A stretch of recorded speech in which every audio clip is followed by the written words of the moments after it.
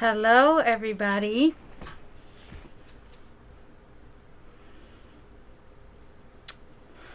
How is everybody doing? I hope well. Glad to see you.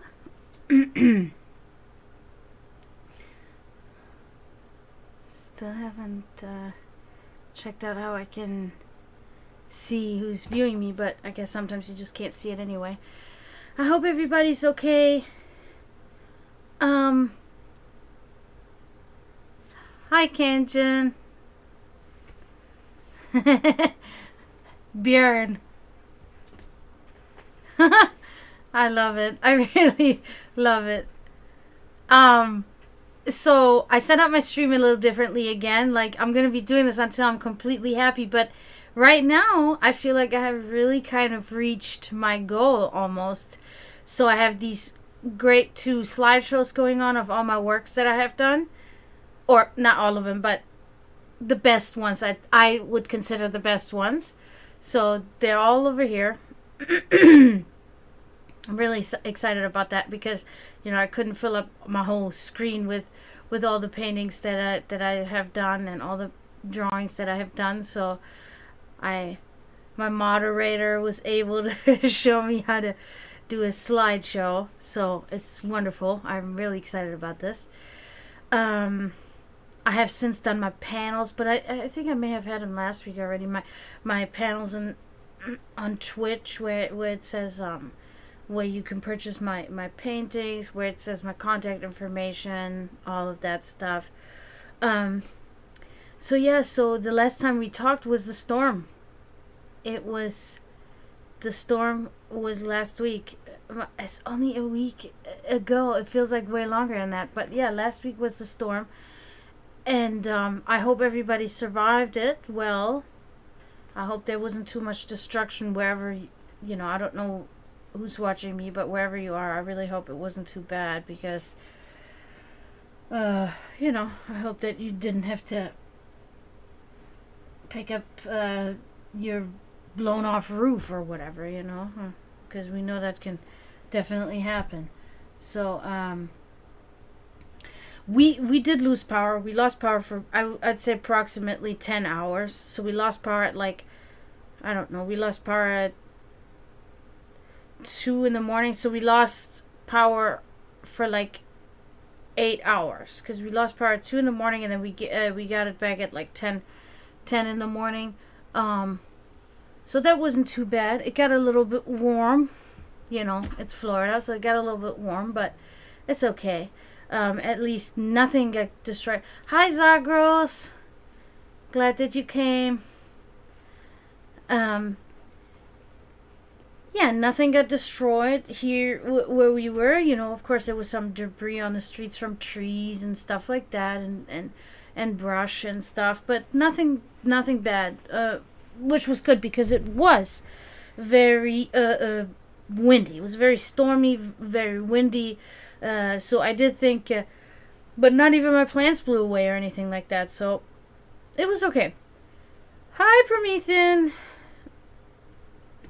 So yeah, I'm really glad how this happened with the storm. It wasn't too bad. So I hope you guys are all okay. I don't know how it was there where you are, Zagros. I know Promethean, you didn't really get anything from that storm, right? I don't think. Yeah, so it was kind of it was funny because I did, I knew we were gonna lose power. I knew we were gonna lose power, and but as the night progressed, I was like, oh, maybe we're not gonna lose power, but then we did anyway. But that's good. I talked to Mike Mather, guitar player in St. Pete. He said it was a little rough there around the edges, but I guess I haven't actually talked to him afterwards. I talked to him during it. So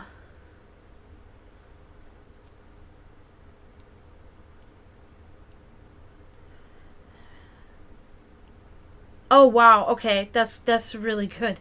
That's I actually heard some people talk about how they lost power, like they lost power and got it back. They lost power, got it back. They lost power, got it back. A lot of people were like, "Wow, we couldn't believe it. We didn't lose any power at all."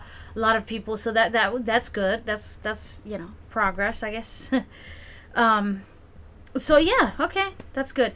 So I'm glad that everybody's okay. I'm glad we got this over with. But I heard there's another one coming, or two. I talked to my coworker and she said there were two coming. Um, for me, the hurricanes are always kind of like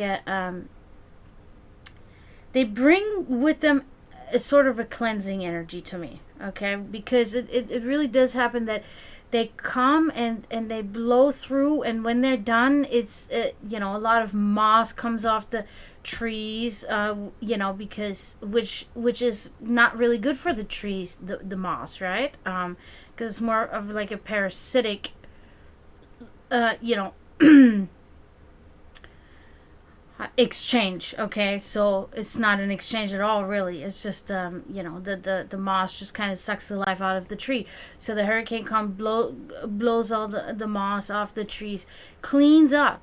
It really kind of cleans up. And also another thing, because it comes from the ocean, it brings a lot of minerals that we don't really find. The Caribbean is always in danger. Anything on the coast, anything like that, little islands, always great, way graver danger than where we are here. See, so it does like a cleaning thing, and it's like also because it comes from the ocean, it brings a lot of these minerals, and I can always know that after a hurricane, that my plants really thrive really extremely, after something like that, because it infuses the landscape with these minerals and stuff. I don't know if that's really something. I would really have to read about that, but I can think that, because that's how pollinating works, and I mean, I did learn a lot about that in biology and in high school in Germany. So I think there's a truth to it. I just probably don't know how to explain it exactly.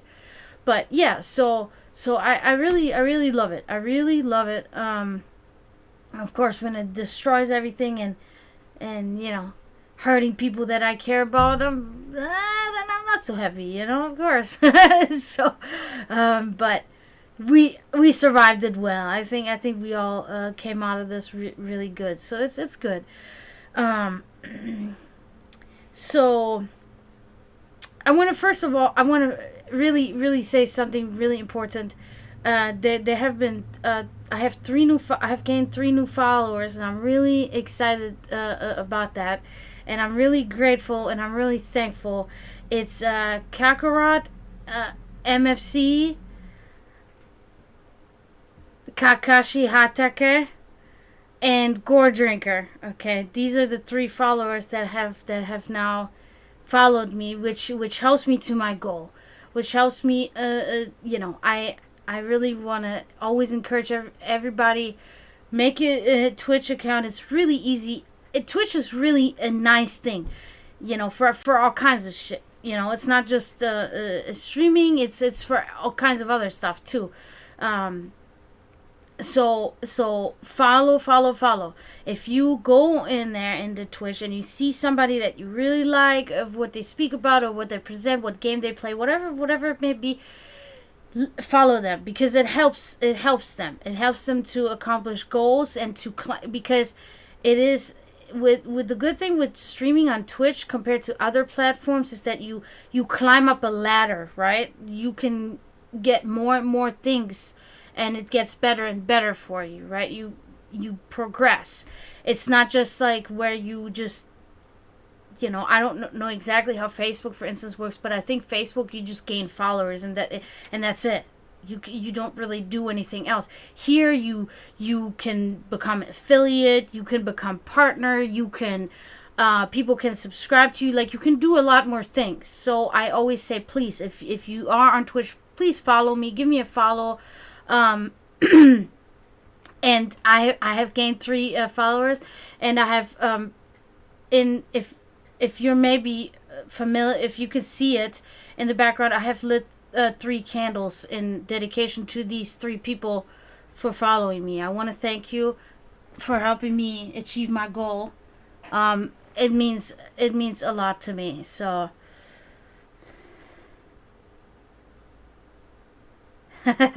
thank you, Necro. I understand. I totally understand. I always have technical stuff too. I'm just glad that, like, you see me. You see me. You pay attention. You care. It means I'm not alone. It means that people are around. And I'm always very very grateful for that. And I love you too. I love you too. You're my brother. You're dear to me. So yeah. So that's how I want to start this. I want to say thank you to Kakura, thank you to Kakashi, and thank you to Gourd Drinker for following me. It's awesome. It's really great. Um. So yeah. I. So today is going to be the first, pretty much the first online gathering. This is for the potentials of my clan, my sect. Now, I have come up with this term potentials because I don't like the term like prospects. That was something I considered prospects, but prospects has such a, we all know that this has kind of like a negative like entourage, right? So I kind of like, what can I say? Okay, so I call everybody and anybody that could potentially, possibly become a member of the sect of potential. So this is the first online meeting for potentials today. So I'm really excited about that. If you're new here, then and you're trying to figure out what this is all about, there is an introduction video on YouTube, which was one of my streams, and I introduced my sect in this video. It's uploaded on YouTube, the Sect of the Dragon, and you can view it there, and you can get familiar with what we stand for, what is our message, what is our goal, what do we do, what is our philosophy.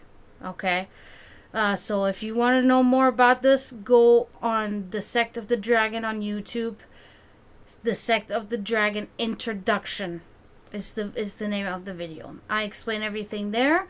That was last week. That's the first time that I ever streamed the stream specifically for the sect. And today's the second stream, and today's the first online gathering for potentials. So I just wanna just explain real quick that there is really no no definitive credentials that you need to join this sect, but there's really one crucial part, and that is attending the meetings that we have.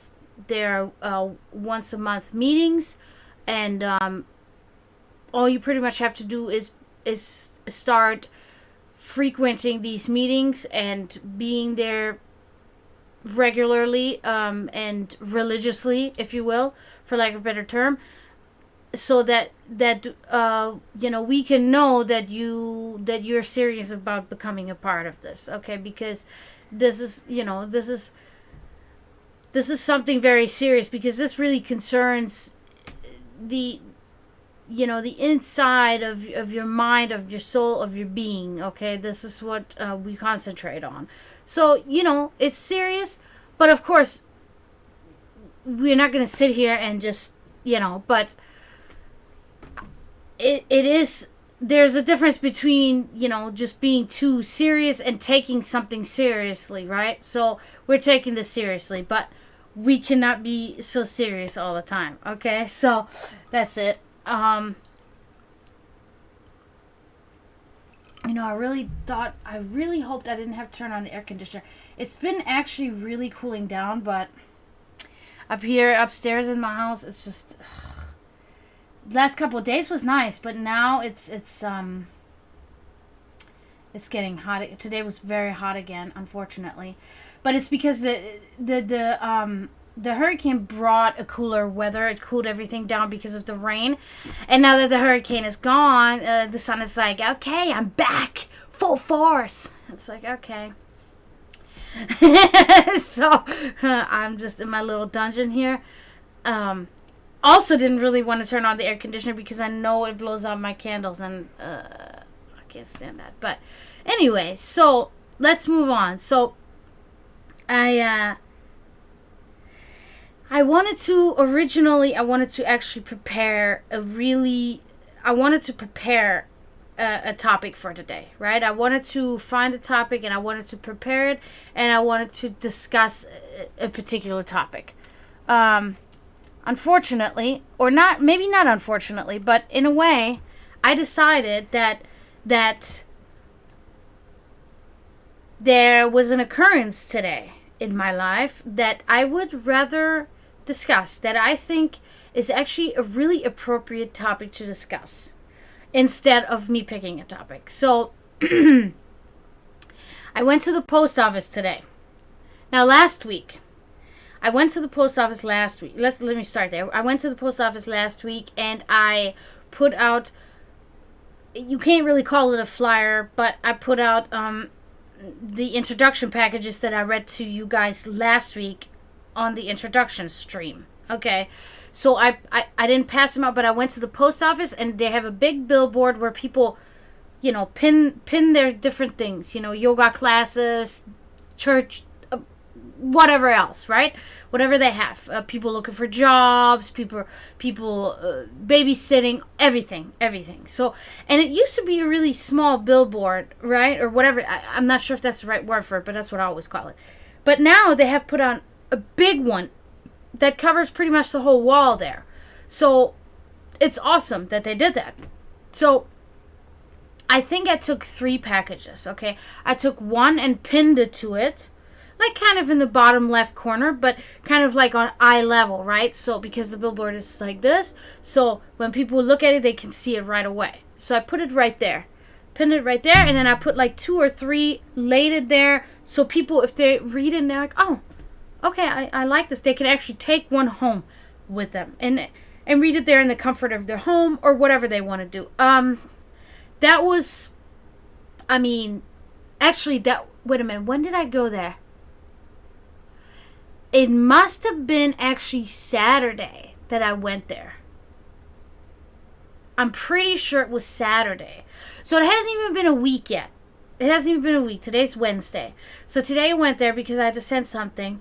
And I go in there and everything on this billboard in this area has remained exactly the same. Except that my things were gone. The package that I pinned to the billboard was gone, including the ones that I laid down for people to take. So, what do we say? What are the thoughts? I want to hear people's thoughts on this. Because of course, I'm bringing this up because it irks me. Of course. And there's a lot more to it than it just irking me and it just like bothering me. But there's a lot deeper meaning to this.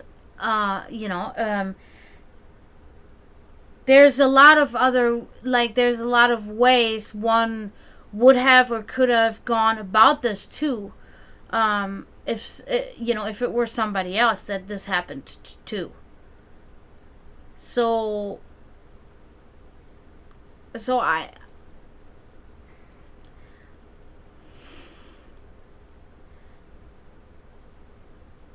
now okay, so I am appreciative of the fact that you were the one that said it, because I know that you're the type of person, because we've known each other for a few years now, so I know that you're the type of person that always, when it comes to these sort of topics, always tries to really be kind of objective in a way, right?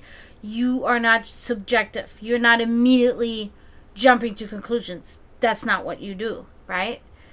You have done this with me whenever I had thoughts about somebody, for instance, and I voiced them to you. You are the type of person that gives anybody the benefit of the doubt. Yes, there were.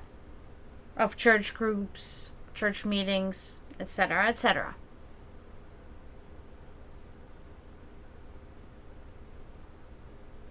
So, that is the main thing that I'm really bringing this up, because this is just another part of spiritual stuntedness.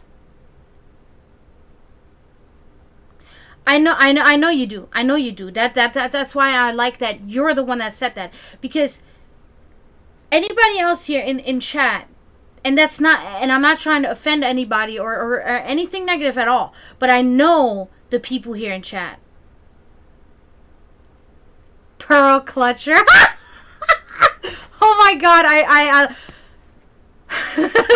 I love that. I love that term. I'm gonna be using that term all the time now. It's like, you should have never said that. You should have never said that. Now, oh my god, I can't believe it. But, and again, not in offense to anybody, but I know Promethean, I know Kenjin, I know Zagros, I know you guys personally, and I know that you have strong beliefs, but I also know your strong beliefs, and I know that Zagros, you're the type of guy, to me, that is, when it comes to these religious factors and stuff, you don't really have a very, very strong opinions on that matter, I feel like, right? You don't have really, these strong opinions that maybe I hold, maybe Promethean holds, maybe Kenjin holds, right? We have our strong opinions on these matters because we, when it comes to our spirit, we are fundamentally very strong spiritual people in our own spirit, whatever belief we have, okay? So, a lot. It was the whole thing that I read last week. It was like 4 pages or something. And now the flyers start. Now, mind you, let me bring that in there too. The first sentence of the flyer, I should have grabbed this. I totally forgot to grab the package while I was downstairs. It was one of the things that I needed to do. No, I don't have one here. Maybe I'll able to get one here in a minute. But the one of the first sentences, actually, why don't I just look it up in Word? I'll read it to you guys again, okay? Because it the irony is just so. That's why I feel like it's a wonderful topic to talk about it tonight, because it will entertain us for these 2 hours that I'm gonna be on or whatever, very much. Let me see. There it is. Found it right away. Okay. Nope. Go away. What? Oh, no. Okay. That's okay. That's okay. Gotta go in a different folder. Oh! So many open windows. Okay. It's it is really, I was prepared for it, right? I was totally prepared for it, because it pretty much happened that way last time when I put out actual flyers for my art business over there. It was pretty much the same thing. But I feel like it took longer for this to happen, or it just took longer for me to get back to the post office in order to notice it. But, whatever. It didn't have this different, this feeling that it has now. Let me see. Oh my goodness, where is it at?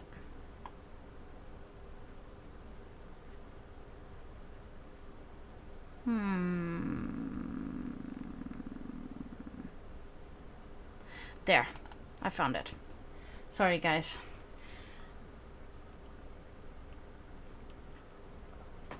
So, the first sentence of this package, okay, I'll read it to you. The Sect of the Dragon, to bringing together religions or inviting the lack thereof of all cultures and walks of life. That is literally the first sentence of the message on there.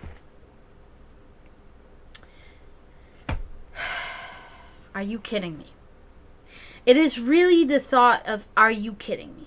Now when we talk about this, there goes so many aspects into this. It's insanity. Like, we can literally talk about this 3 days straight. So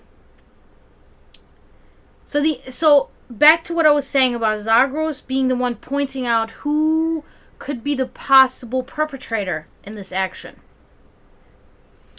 It is unfortunate, to say the least, that, I am actually, when it comes, I am somebody that has been part of many communities, not maybe directly, part of different small groups, but I have always been part of, or surrounded by people that were of different faiths, as in pagans, Luciferians, Satanists, Muslims. I've had every and all religions around me, always. I've learned about our religions in school, as in private. Okay, so the problem is that also, of course, Christians, like, don't, of course, mainly, of course. I mean, since I have moved to the United States, and especially in Florida, because Christianity is pretty much on the brink of extinction in Europe. It has really been, Europeans have evolved and progressed so far to the point that they realize the flaws within that faith. Okay, the contradictions, the hypocrisy within that faith, within that belief.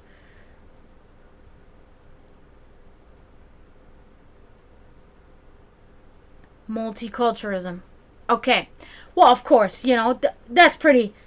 We understand that. We understand that any of the things that make somebody that gives somebody freedom.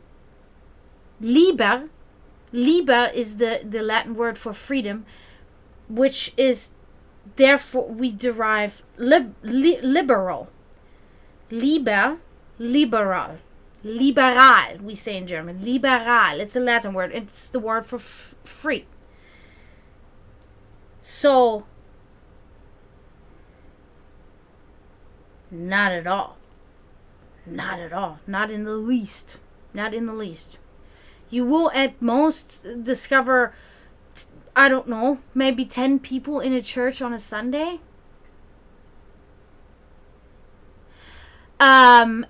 You do, actually, even if you don't attend. But that was 15 years ago. I don't know, they have possibly and probably changed that law since then, because it was I remember this being a huge thing, since you guys know my parents were atheists. So my father was Serbian Orthodox, which is pretty much like, I'm just going to pretend I believe whatever my Serbian countrymen and women believe, right? And my mother was an atheist. But see, that's the funny part about it. That word atheist was not something that I even when I moved to America and people called me an atheist, I was like, an atheist? What is that word? What? You don't know what an atheist is? I'm like, no. Like, I understand in German Atheist, right? But it's like, that is not even a word, because the amount of people that are without a faith outweighs the amount of people with any faith. So if you don't believe in God, that's just, you don't believe in God. You're not being called an atheist. Here, it's almost has become a derogatory term at others. Like, I remember I dated this guy named Lonnie. That was years ago. I was probably in the United States for 2 years. And I dated Lonnie, and his mother, very religious, his grandmother, very religious, crosses everywhere. And he was kind of like, whatever, he was religious, but not, to that extent, I guess. And one day we sit on the porch, and, we're having a beer, and we're talking, and suddenly they start talking about one of Lonnie's friends. And, Mom, that Dragana is, just like, she's an atheist. and his mom, the coolest person you ever meet, cool, her husband in prison for a life sentence. She's smoking cigarettes, drinking, right? She jumps pretty much out of her chair. She says, "What? What? You're an atheist?" And I'm like, "Yeah. I mean, I guess. What do you mean? What is that, atheist? I don't know what that means. Atheist? Oh, that means somebody that doesn't believe in God." I'm like, "Oh, yeah. That's me. I don't believe in a Christian God." Yeah. That was kind of still when I was kind of still learning a lot, right? I was still learning my path. So it was like I had already been practicing the ways of magic and all of these things, but my belief was like, at that time I really didn't even concern myself with much belief. Not even really with paganism so much, except for the practices of it, right? It wasn't really a topic. It was just like, yeah, I don't believe in a Christian God. She was absolutely shocked. And I can see that after that, she never really treated me the same after that. She was always a little bit more assertive with me after that. And it's like, it was so, I laughed, right? To me, it was so ridiculous. And people were looking at me like, wow, she's fucking crazy. And it's like, do you know what continent I just came from? Nobody there believes in that. Nobody in that I knew, that I went to school with, that I did anything with, believed in God. Nobody. My whole life of 18 years that I was born and raised in Germany, and then of course traveling throughout Europe, traveling to Italy, traveling to Hungary, traveling to Serbia, traveling to Switzerland, Austria, traveling. Nobody. I mean, so for me, I felt very, I couldn't believe it. I said, it was a Twilight Zone. It was a bizarre world, right? It was a bizarre world. So I don't understand why it is so extremely prevalent still here in the U.S. It's really such an outdated thing in a sense. You know what I mean? And also, like in Germany, if somebody is religious, you have literally the Protestants, which are the evangelicals, and the Catholics. That's it. You're either a Protestant or you're Catholic. There is none of the stuff that they have here, these branches of Pentecostal, Baptists. You don't have that. That is non-existent. It's crazy. When I moved here, I see, oh, this church is Pentecostal. What is that? This is Baptist. What is that? This is Christian. I have never seen such like. I mean, unfortunately, that's all I can call it. It's like a mass delusion. Yeah, I know that too, because my old best friend, Pentecostal, right? I guess the Pentecostals are the ones that are screaming and they're dancing and they're singing in church and they're doing all that fucking, that stuff. Now her really close friend, like a lot older than her, probably like 20 years older than her, Baptist. Which is, I guess, like, kind of like on the Catholic side, I would say. Because I don't know the difference. I know Catholic and Protestant. You know what I'm saying? So she's always just like, you got to be kind of like really like this. Okay, so that's the main difference that I really know between the two. That's what I mean. Like, when it comes to general theology, I'm really good, right? And when it comes to general religions, I have studied this. I'm good.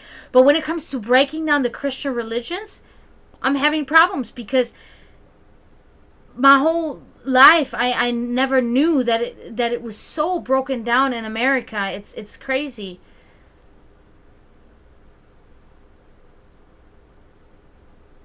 Okay, so that's a really good point because if you go further down, I was actually going to say that if you go further down south in Germany, it's different than when you hit Austria and Switzerland. It's more. It's definitely more there. Yeah, Mary. Well, I know that. I know that. I know that for because I had a first communion.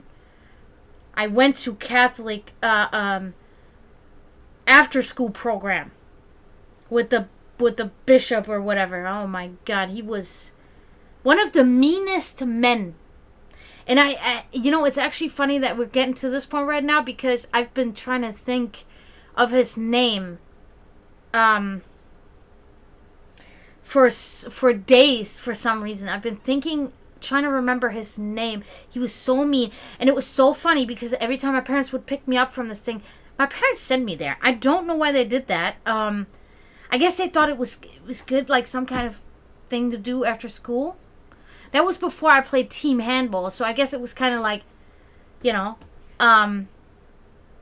So whenever my parents picked me up, and it was most of the time it was my dad that picked me up. I remember that. My dad would pick me up, and then we'd go home, and then my mom would always ask me, so how was it? And I'm like, he's mean, like, she's like, yeah, the what does she always call him? The Herr, the Mr., the Pfarrer, priest, I guess. What the fuck was his name? It was something with B, I think. Whatever. She said, yeah, I had him schooling me when I was a girl. So I know. He's very strict, and he's very... And she just kind of like rolled her eyes and laughed about it, right? But it was like, he was like really bad. Like he was like... And he singled me out. Of course he singled me out because I singled myself out, right? Because I'm like talking, I'm acting up. He's like, Jennifer! Oh! He was really like that. Oh! Glasses. Really bushy eyebrows. I remember him. I remember him. I'm going to look him up. And I'm going to find out his name. But, mean as hell. But anyway, so now we drifted all into that. It's fine. That's what we do. This is exactly what this is about. Because this is just like a small talk about religion. It belongs to what we do, right? It's a branch off of it, pretty much.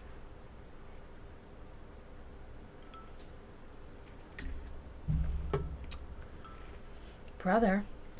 Well, Bruder is the plural for brother. Bruder is without the U. It's just the U.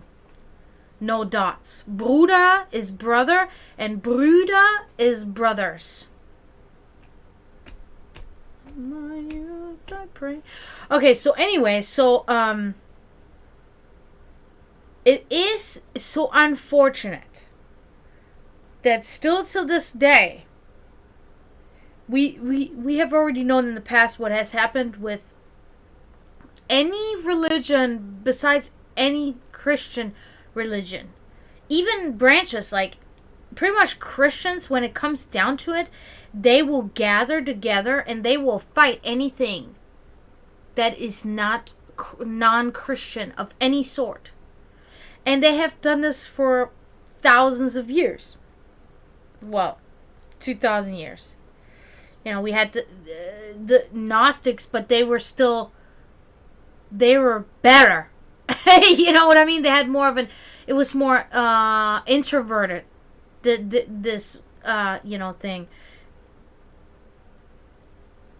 Oh, okay, got you. No, he was a Pfarrer. So he was a priest. Because I'm pretty sure that Pfarrer is priest in English. Like he was a real, in German. What? Priest, Pfarrer, whatever. He was like the high guy there in the Catholic Church of Sankt Thomas Morus was the church called.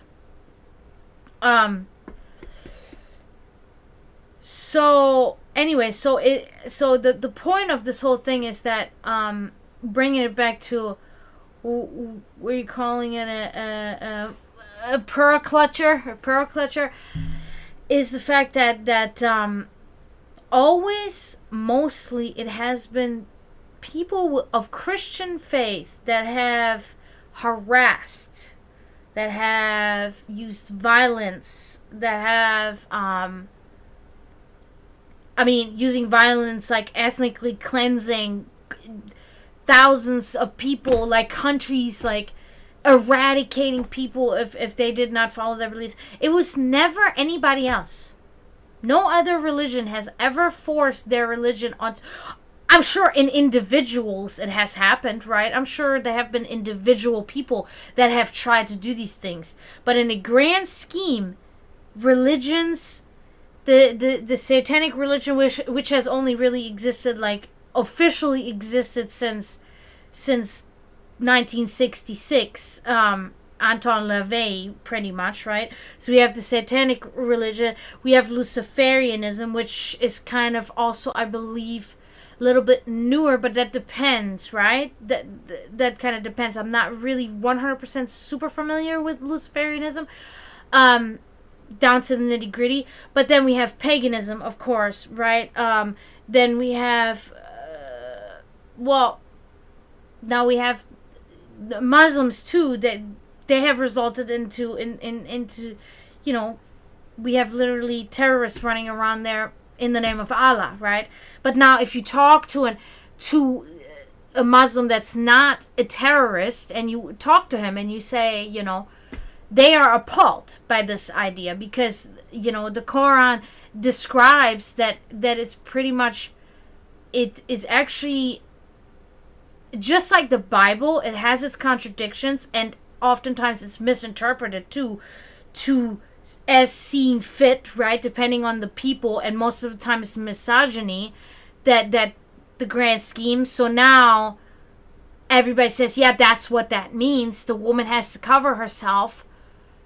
She has to be controlled in order, right, not to attract other men, whatever. When this is really just a suggestion, or doesn't mean that at all, right? Or means something deeper or more spiritual or whatever. So they will literally be appalled, because the Muslims, oftentimes when you speak to them, they will tell you that their religion is really a religion of love. I have worked with a Muslim for almost 4 years. A wonderful man. With his wife. He loved his wife. She was not covered. But they were very religious. But they were wonderful people. So the individual is the thing. But when you have so many dozens and dozens of ignorant and uneducated individuals gathered together, and now you have created a mob, and now you have created a mass delusion, because they will enforce, because they all have the same mindset, the same simpleton mindset of controlling anybody that they can. Anybody that they can say, you know what, if we just take that one little thing from this gender, from this race, from this sexuality, from this whatever belief, then we can control them completely. And that's all it is about. It's control.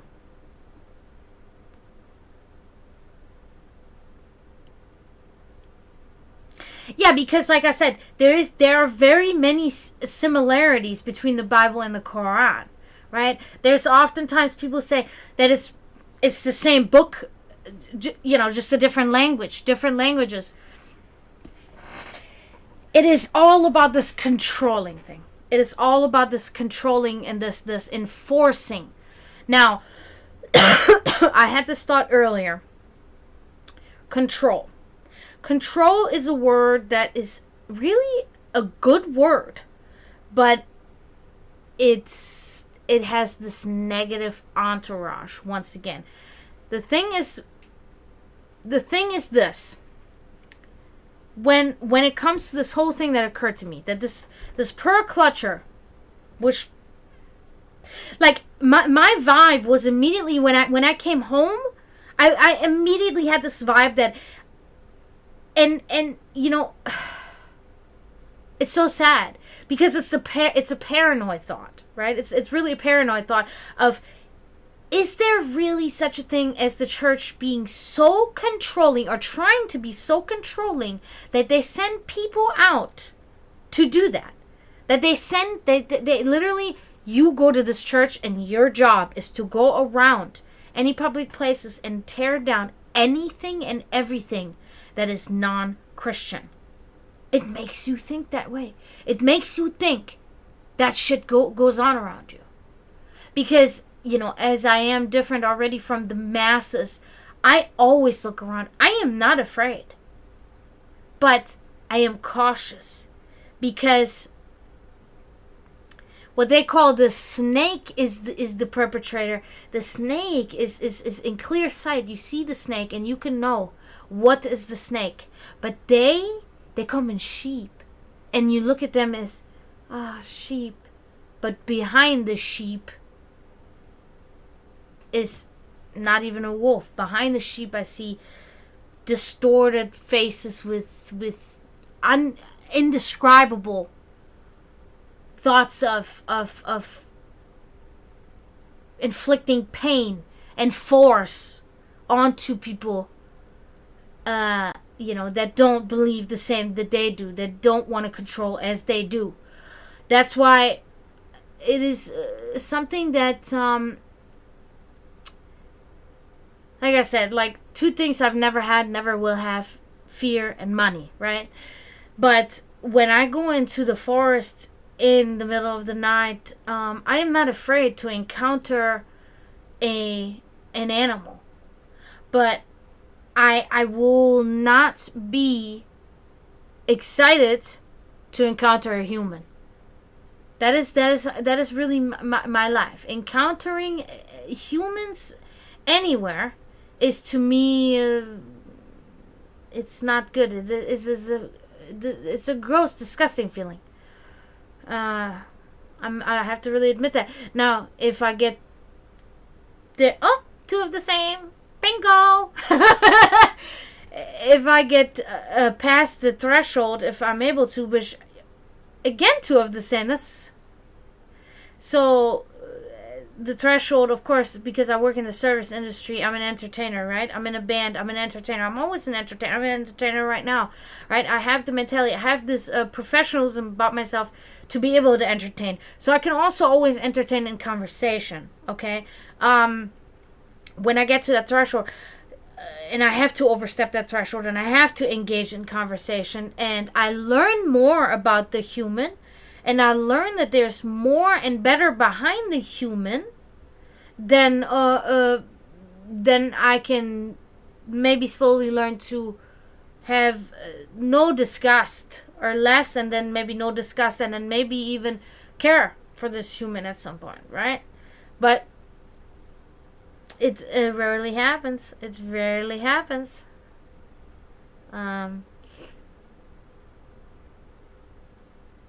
Zabros.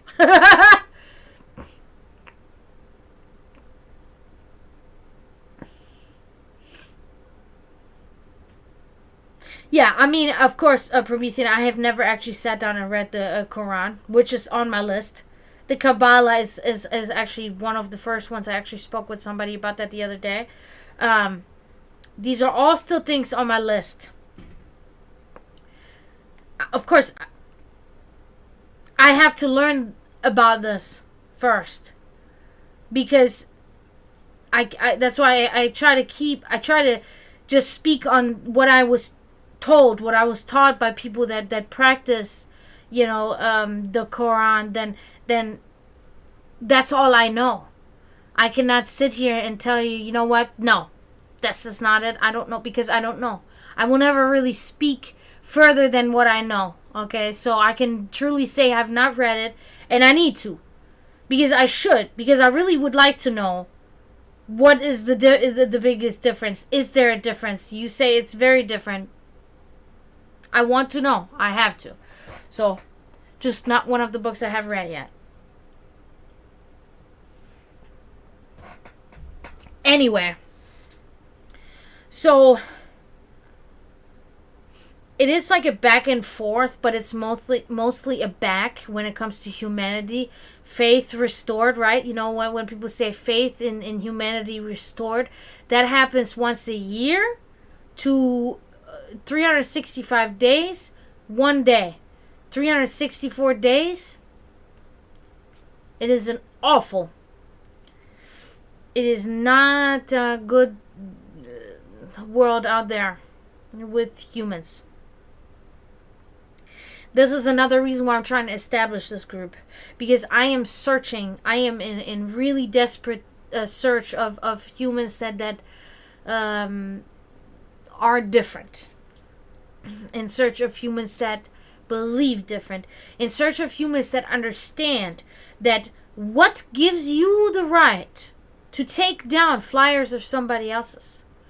Are you really, and that's another thing, are you really that self-righteous, or you feel that righteous, you feel appointed by your God to act this way, in a negative way? You have now not done anything constructive, not for your religion, not for people, not for anybody, but for your own what? Ego. Because God is just always the word, the noun used to justify the awful actions of most of the time, unfortunately, Christian people.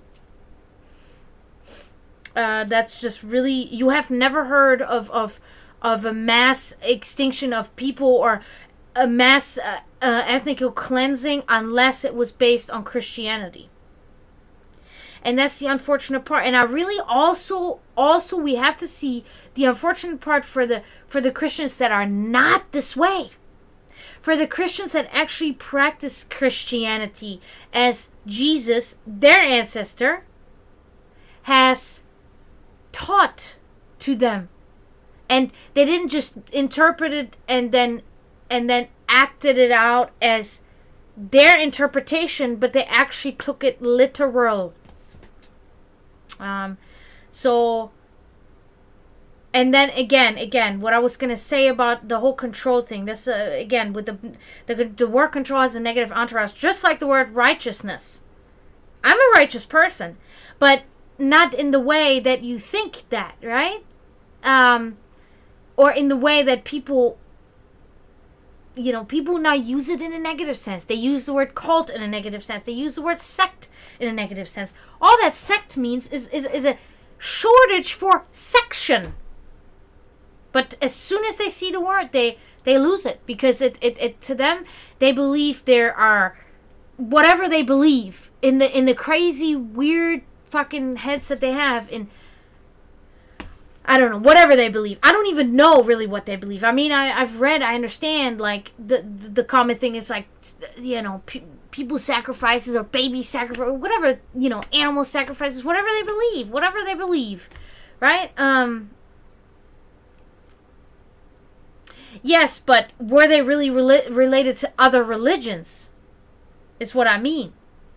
Have you ever heard of pagans killing thousands of people? Only in defense, of course. Native Americans with their pagan religion, in defense of themselves, of Christianity. African indigenous people of, that practice only in defense of being attacked by Christians. Pagans? Who? When? I want to know about that. Mass extinction? Genocides? Unless it was in defense, I have never heard of it. I've never heard of it. I've never read about it. I've never heard of it.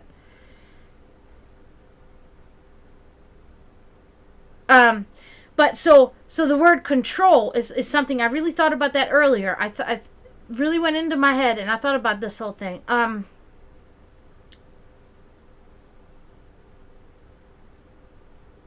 Of course, yeah. Of course, these things occur. Yes, but I mean, Christianity is a globalization, is a global genocide. Like, literally, there's not a corner of the world that has not been mutilated and overrun by Christianity, right? If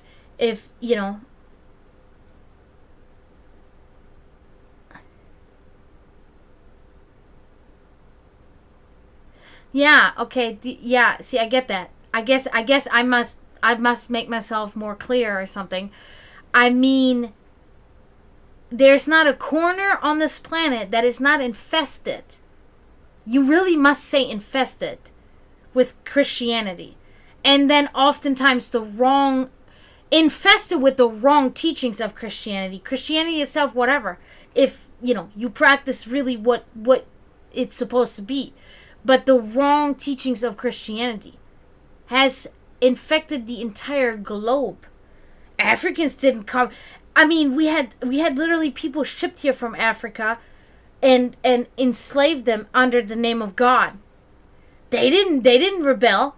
They didn't push their indigenous beliefs on anybody. They didn't.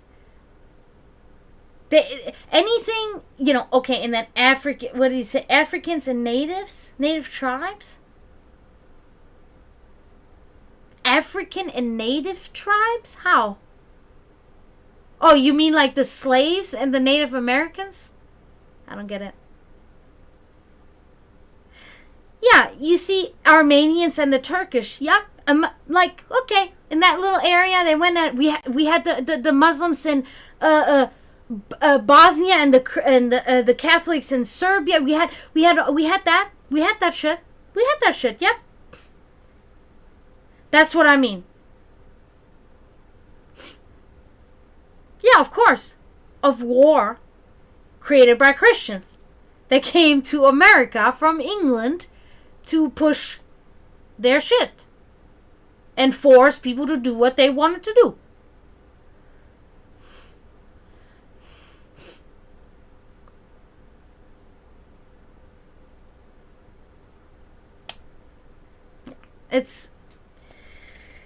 See, we're listing here these issues, but these, amongst, here in this little country, they had this shit for like fucking 2 years, blah, blah, blah. Here in this little country, blah, blah, blah. But you have fucking, wherever, Christianity just springing all over, everywhere. And murdering and killing and forcing shit everywhere. And that's the problem, and it has not evolved. It has not gotten better. That's another problem. When you think, for instance, like paganism, for instance, we have still pagans. We have neo-pagans. We have pagans, whatever, right? We, as people, have evolved. We have evolved, right? We do not really necessarily sacrifice animals anymore. We we hold different type of rituals, right? Because we can understand as evolved people that these were barbaric acts in a way, right? Barbaric acts. Now, also, of course, there's that deeply rooted thought that there was more spirituality in doing it that way back then, right? Because there was more symbolism in it, so it made you feel more. I can know this, but it is just something that you, as a civilized person, you don't want to put this animal through pain and eternal death, whatever comes there, because there are other ways of doing this. There are other ways of pleasing the gods, and we have, as in our evolution as people, have realized that there are certain ways that we have to, we have to evolve. The ways have to evolve with us. Okay? What the hell is going on here? Reading out of a... Oh my god, weird. Now, and that's the problem. Christianity, it seemingly has stayed the same. Now, as I said before, it's dying out in certain areas of the world. For instance, Europe, slowly but surely.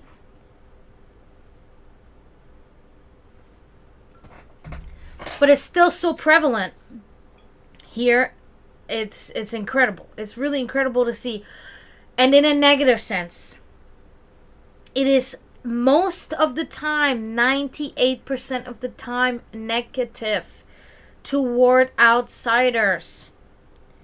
And that's why I know there are people within the Christian community that feel out of place, because they don't act like that. They do not want to, uh, um, you know, what do you like exert this or whatever word you want to say, like act out this control over people. They don't want to hurt other people. They don't want to force their beliefs. They have their beliefs, and they love this, and they cannot feel comfortable there because they engage in conversation with people that they think to themselves, and this person is Christian like me? No, you don't try to control people of a different gender than you. Oh my God, this guy's talking about controlling people of different sexuality. So these are the Christians that I'm reaching out to from my sect. That you can come to me, because you know what? We are going to be a group of all different religions, and we welcome you. You are welcome with us. You must not be with them if you don't wish to. You can be welcome with us. And my door is open for those in turmoil.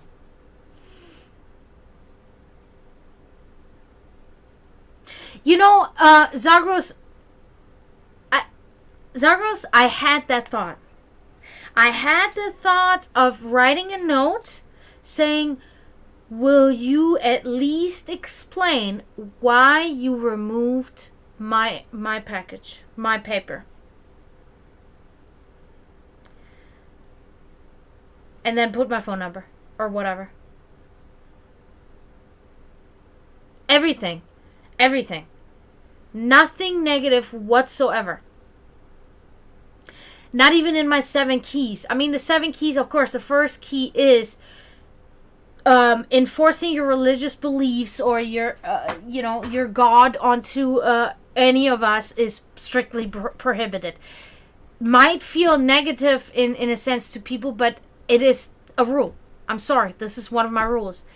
Do not come to me and sit here and start praising about God, praising about Allah, praising about Odin, praising about Lucifer, praising about Satan, praising about fucking anybody, any Indian gods, anything. Don't do it. We can talk about it, but do not come and present this and try to get people manipulated into this. That is not what we're looking for.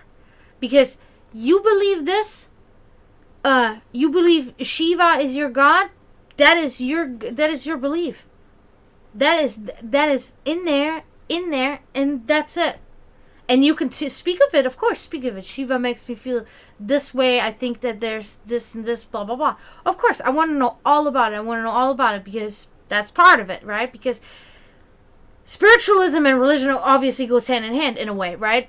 But ultimately, we go along the arteries. We go along the arteries of everything. The arteries of scriptures, of written texts that lead us through the gods, through the universe, and through everything, through finally find the bottom, which we will probably never find, but which maybe our children or our children's children will find in future generations and find the truth. How it all started, how the spiritual and the cognitive inside of us started and evolved to, where we are now, where we're going to be, whatever.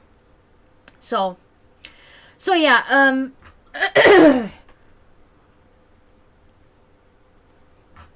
so again, I think I'm starting that now for the 4th time, but I have to bring this up now. The word control, like I said, has a negative entourage, but it's a great word. And the reason why I thought about this long is that I control myself. I have a very strict line where I really try to control myself. Have self-control in everything I do every day, in how I live my life even, right? To a point where it's kind of it's a little bit compulsive, but I have also always firstly, it had to be something that I had to become a part of me because of my destructive lifestyle that I had for many years of my life, right? I didn't control my aggression. I did not control my impulses, right? And the reason why, because it's not necessarily so bad to have these impulses and these things, but if it really it brings sadness upon the people that love you unconditionally, like your mother, like your brother, these things, then you have to learn. You have to learn this, because I cannot do this to them. And that was always my thing, living for myself. Yeah, I live for myself in a way, but I live for them too. Now one part is gone, so there's only really one part, human little part left that I live for. The rest is animals and plants. That is what I think about. I think about, oh my God, whatever I think, and then I think, oh fuck, somebody's got to water the plants, somebody's got to feed the animals, right? So, which is great. I love my cats. They're the best, of course, and my dog. Any animals on this planet, but my animals that live with me are the most dear to me, of course. I will protect them from another animal, and I will kill this other animal if I have to. If they engage in a fight in front of me, and I am there, and I must kill the animal. If it's a bigger animal than my cat and it's trying to murder, I will kill the animal. I have then my own animal instincts will kick in, and then the Serbian coldness in me sleeps. It sleeps, but do not be mistaken, right? So anyway, and I will do the same for humans, for my human friends, for my dear friends, and which will also be my sect members, will become my dear friends. You must never fear. When you're around me, you are protected from anything and anyone. So anyway, control. I control myself. It is part of disciplining yourself. It has helped me substantially. It's a struggle. It is indeed a very much struggle, especially when you're an impulsive person like me. The German in me, I have said this before, my German ancestry, even though, very indigenous, very Germanic, Vikings, people of raiding, people of defending and fighting blood and tears for their country, for their heritage, just like my Slavic side, but much more calculated and much more inner control than the temperamental Slavic people. That's just how it is. That's just how it is. You can tell it in the language, in the speaking language, in the body language, in everything. I mean, even down to the looks, right? My looks are. I guess my looks are really a good combination of half and half of my genetic design, right? Half German, half Serbian. But there is a substantial Serbian aspect to me, the blue eyes, my dad would call it the aristocratic nose. He always said that about his nose. His nose was pretty long. He was always like, honey, it's not long. It's an aristocratic nose. Oh, okay, Dad. So anyway, so controlling others, do not do. Never. You are cornering a wild beast that will fletch, like we say fletch in German, show their teeth at you, and they will attack you. Don't do that. Control of yourself. That's the key. Now that is directly to the pearl clutcher. She had absolutely, let's just call it a she. Should we call it a she? No, we shouldn't. The pearl clutcher had no control over its actions whatsoever, because the pearl clutcher had God behind it. In the pearl clutcher's distorted mind.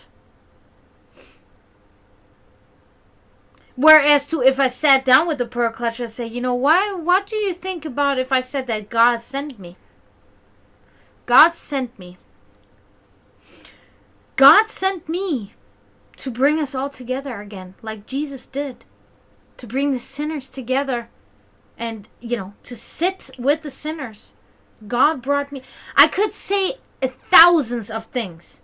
Now, I would have to hit the right one in order for the pearl clutcher to be like, oh my God, oh my gosh, I think that you might be right and I should have not done that. But mostly, you already know that's not going to happen. What's going to happen is say, blasphemy! You are a child of Satan and you have... and whatever they would say.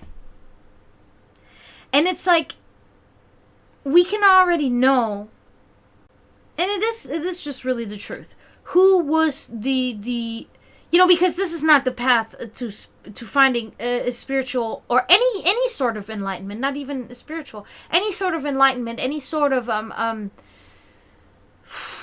don't know, I don't know how to say that. Any sort of anything past your limited, stunted growth of any sort to take down somebody else's stuff.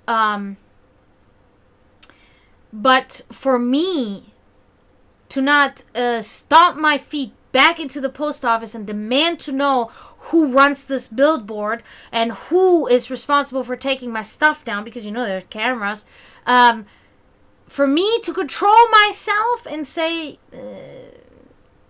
I'm not going to do that. I think those are better steps taken. But there is also still what you said, Zagos, that was on my mind. Trying to interact in civilized conversation with this person. But maybe if I feel like it's Saturday, I'd take a little stroll on my bike and put a little note on there.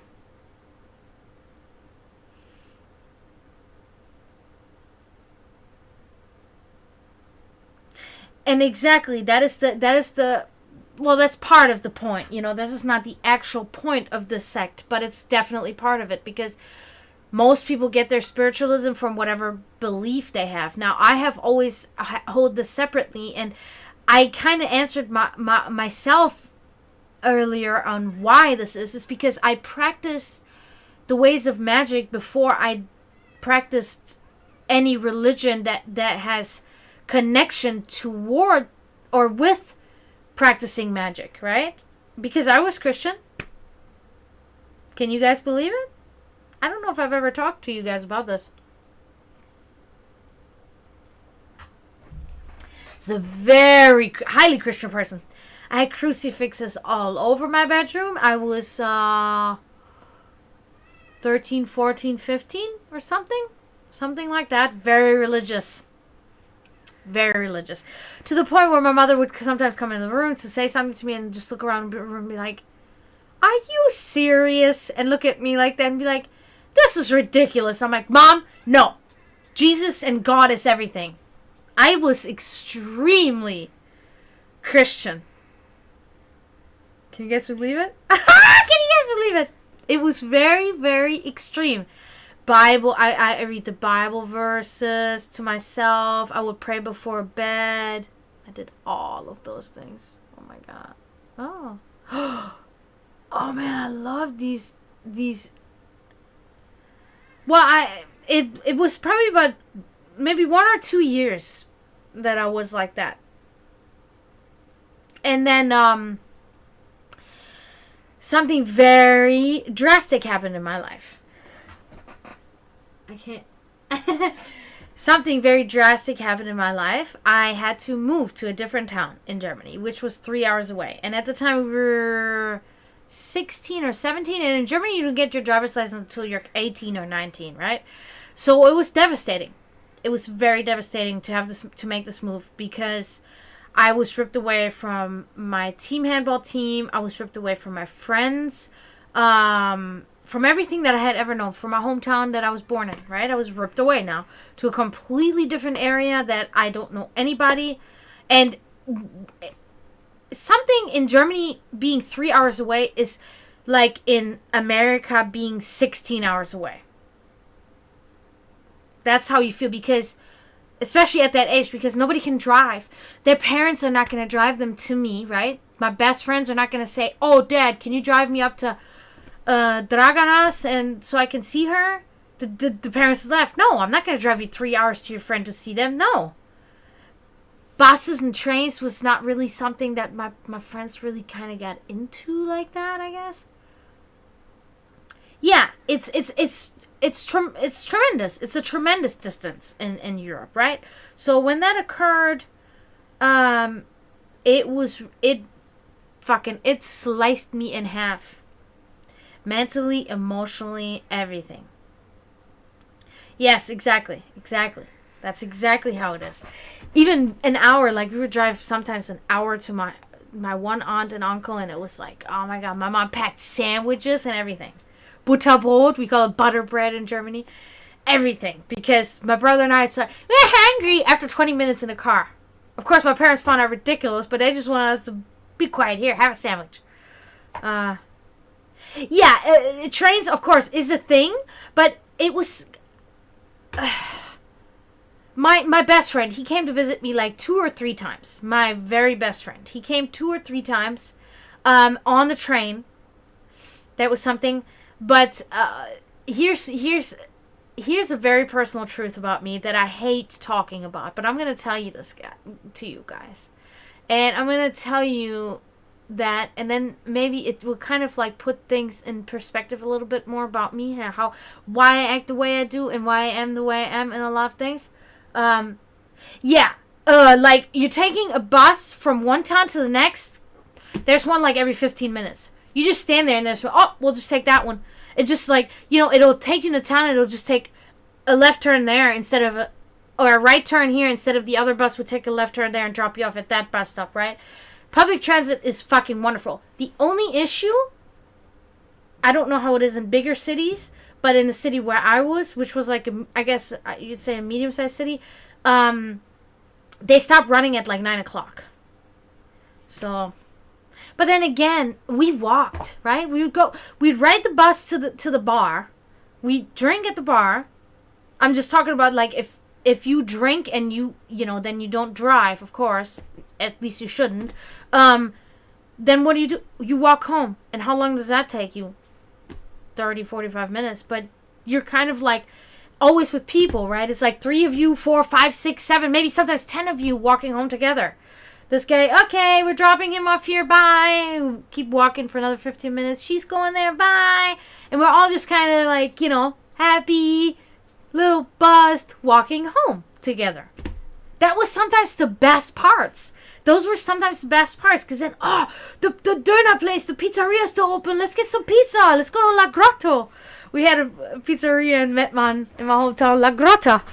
Yeah, the grotto, right? So we went there, eat pizza at 1 o'clock in the morning. Nema problema, we say in Yugoslavia, right? Nema problema. So, we sometimes the walking home was the best part of the night, when the streets were empty and we just danced on the roads, right? Nobody there. Everybody drunk, but the police doesn't care about that in Europe. They have better things to do. They actually try to find murderers and violent offenders and robbers and shit. Not a couple of drunk people walking home. Here in America, it's like, ma'am, can I see your ID? Ma'am.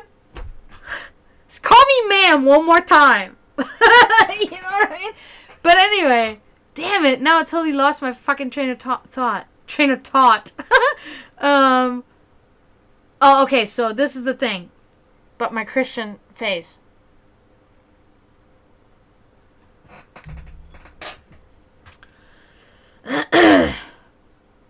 When the day came that we actually had to move, the actual last moving day, I will never forget this. All that was left in my room was a reclining chair, and we had in the house to drink just a couple of cartons of iced tea. Peach iced tea. That was like what we loved to drink in the house. Well, at least my brother and I. My mom hated that shit. And we sat there and my best friend Benny, he was the one sitting on the recliner. And I was kind of like sitting on the ground or something, and I was just like so depressed, and he was so depressed, and he was just chugging that peach iced tea. I will never forget that. Out of the carton, just chugging it. We just sat there, and I'm like, I can't believe this is happening, right? Like I can't believe, you know. And he sat there, and he just stared off into space, and he just said these magic words. They're not special. You hear them all the time. But they really hit me so hard. And he just said, yeah, so where's your God now? And that was really it. That was really how it all started. Then it became really like a hatred towards God, right? It became like, you know, I was a teenager. So I was like, I hate you, God. Fuck yeah. You know, it was like that. And then it progressed with just... then the hatred, you know, faded away. I was still in Germany, and I was concentrating on my magical research, right? On my magic that I practiced. You know, it wasn't really much religion, not even pagan religion, like I said, not even Wicca, none of that really, none of that stuff. Just magical workings, I guess. However I could find them and research them, whatever, and yeah, and then, you know, and it just progressed from there. And then I moved to America, and then that whole Christian thing was just kind of really shoved down my throat again, right? But I'm kind of going over here. But here's the personal part that I'm going to tell you guys about that happened. When I moved to this different city, I moved from Mettmann to Delmenhorst. And the reason why we moved there is because it was really... everything was going downhill because my parents had separated already for a few years at that time, but my mother was she was let go from her wonderful job where she had been for a long time, and therefore she was not collecting unemployment. The job that my mother had, it was that they closed the branch that she was working, that she worked. They closed that branch down. It was pretty much the marketing branch, right? They just kind of... You know, I was young. I'm not exactly sure what went on there, how this all went, but that's what I can really know. So, my mom got paid unemployment, but the problem was that the unemployment, like, the way it is in Germany, is like, I'm not sure how it is in America, but it's like, when you have a really good job, you pay into unemployment, right? Every month you pay in. So, if you become unemployed, you use that resource, right? Now, it was fine in the beginning, but then it ran really thin. And then also the Hartz IV kicked in Germany. Hartz IV was the new reform of unemployment, and it really cut everybody's unemployment down drastically, right? It was not a good thing. There were really two things that were really awful in Germany that happened was the Euro and Hartz IV, and they all happened around the same time, and it ruined... I mean, it was just fucking... It was a disaster. It doesn't matter what they say. It was an absolute disaster. It still to this day is an absolute disaster. Okay? The idea behind it was good. You know, you wanted to bring the European countries together as one pretty much, right? But involving money in this was fucking idiotic. Okay? But whatever. This is a whole another discussion. But, So we lived then in a small apartment, and my mother hated the apartment, right? She was so bitter about it because she had to sleep on a couch. She didn't even have her own bedroom. That's how bad it was. And they were evicting us from there, right? They were evicting us from there. And then, of course, the German government, if you cannot afford housing, they will provide you with housing. But the housing that they provide you with is the absolute worst housing that you can get. It is most of the time literally located in the middle of the poorest ghetto that you can be. I mean, the one that they assigned us to had literally community showers in the basement. Community showers of people that lived in the same building. It was an absolute disaster. They put us into a catastrophe, right? We had no choice. My mother was not going to let us live in this. It was really bad. It was really bad. And now, although my parents never realized that I had multiple circles of friends. I had goody friends, but I had baddie circles of friends too. So I spend a lot of time in these buildings and areas with these people. I was well aware of the area. My parents weren't aware that I was aware, right? But because I came from such a good and wealthy and, just a good household, wholesome household. So I never told my parents, whenever something like this came up, they're like, "What? You were in this area? Why do you go in this area?"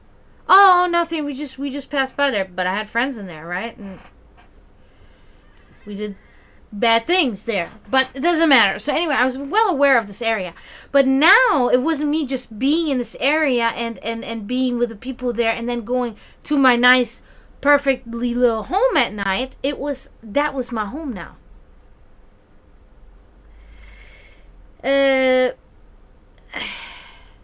My mother was not going to let that happen ever, of course.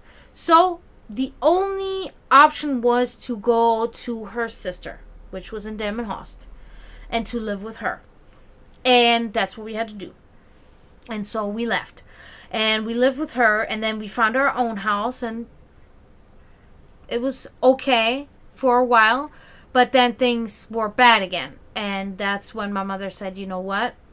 Because then my mother she had already been acquainted and friends and lovers for years with her then to be American husband, that finally they decided they were going to get married. They went on a trip to Alexandria, Virginia. They got married there. My mom came back home from this trip. They were married. So her husband was going to come to Germany and live with it. We were actually still in Mettmann, to Germany and live with us in Germany. But it just went hand in hand because it was always my mother's dream to migrate to America. Even my father's dream. That my mom said, "No, we're going to skip that whole thing, you living in Germany, and we're going to come right to America." And that's it. And he was like, "Okay." And then we came here. Long story short with this, because I'm still not done with the other thing, but we came here. My mom had a friend in Jacksonville that got us a house that we could live in. Now we came here. My mom contacted her husband, said, "Listen, I'm here now.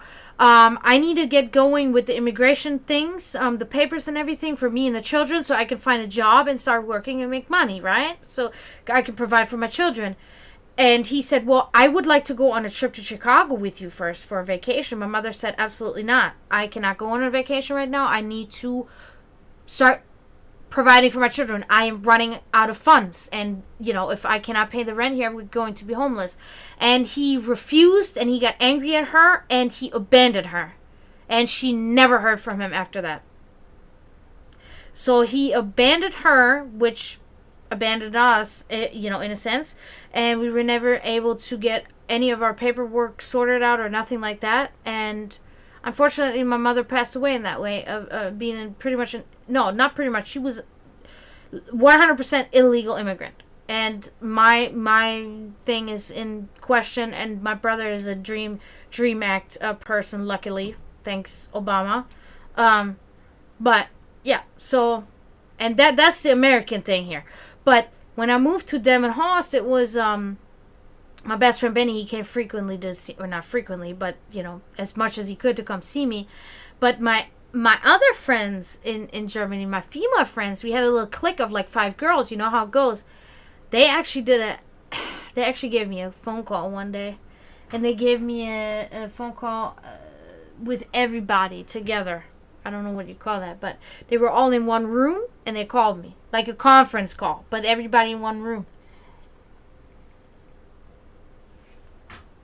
And they described to me and they said, we want to really just tell you we're kind of sorry that we haven't really been coming there. We haven't really talked much, but the truth is that we feel better about you not being here, and we feel, we just like it better that you're not here, and we do not really want to speak to you anymore. We kind of just want to break off the contact with you, and we're just calling to let you know, and that's it.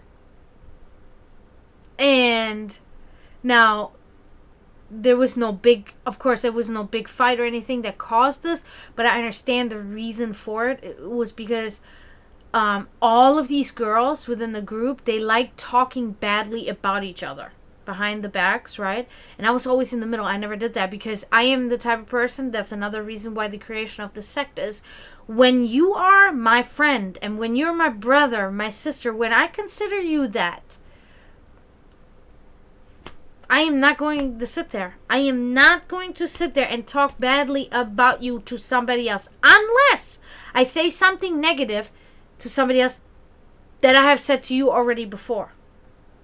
If it's something that you already know, then I'm clear. But never any backstabbing things. That is disloyal, that is dishonest, and that is unacceptable in my circle. I will not deal with it. And that was the problem because I exposed them more. I exposed them very often. I exposed them. In my home, I would literally trick them.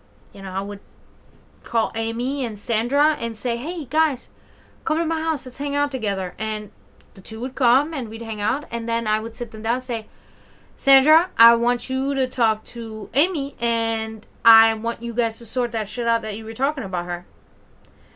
And it was never anything that anybody did wrong. It was literally bullying and picking behind the back. Literally talking badly like, oh my God, she stinks and all of these type of things.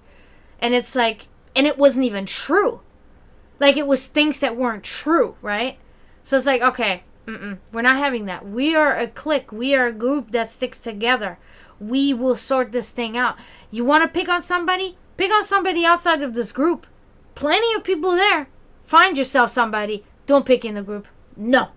And I did this. That were frequent things. Like every month or so, that would happen once or something. I would sit down a couple of people and I'd be like, guys, like, what the fuck is going on here? Stop doing that shit. And it was like because I was a bully myself in high school. I was a bully. I bullied other people, right? I beat up other people. I did bad things. I was a bad girl. I was a very, very bad girl. Never within my group, though. My friends were my life, my blood, my everything. They were my family. I never put a hand on my friends. But because they saw how I acted outside of the group, and even in protection of them, oftentimes, we would be the clique going through town, and they would start picking on girls or picking on boys or doing whatever they were doing, knowing that I will beat them up if they attack them. They used me as a pawn for their protection. They really did that shit. I shit you not. They would talk so much shit. And at first it was like, I don't care. I can get my aggression out beating up some kids. No problem. But as things progress, I think to myself, I'm like, they're just fucking using me, man. So they can be cruel. And then I have to, when the guy says, oh, you bitch, and starts pushing her or slapping her or something, then I have to be like, oh my God. Why do I have to do this right now? Why do you make me do this? Stop doing this. It finally really came to this point. I'm like, you guys gotta stop doing this. You guys, please, stop picking on these people here. I don't want to do this. You fight yourself, if that's the case. I'm done with this crap.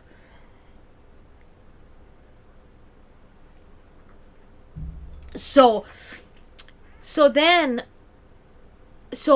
it was heartbreaking, right? I'm like 16 or 17. My friends are telling me, oh, it's better without you here. And I'm like, wow. Okay.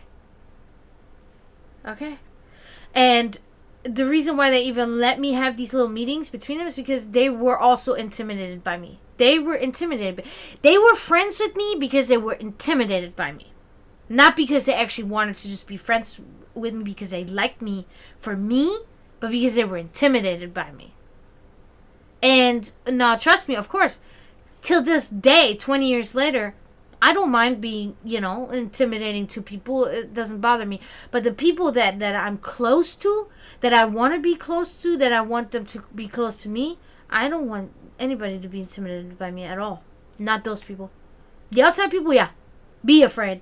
Be afraid. Because I will fly off the handle in any second if you do something wrong. Absolutely. Because I don't care about you. You mean nothing to me. But the people that come close to me, I don't want that at all. And I have really kind of experienced. I have kind of experienced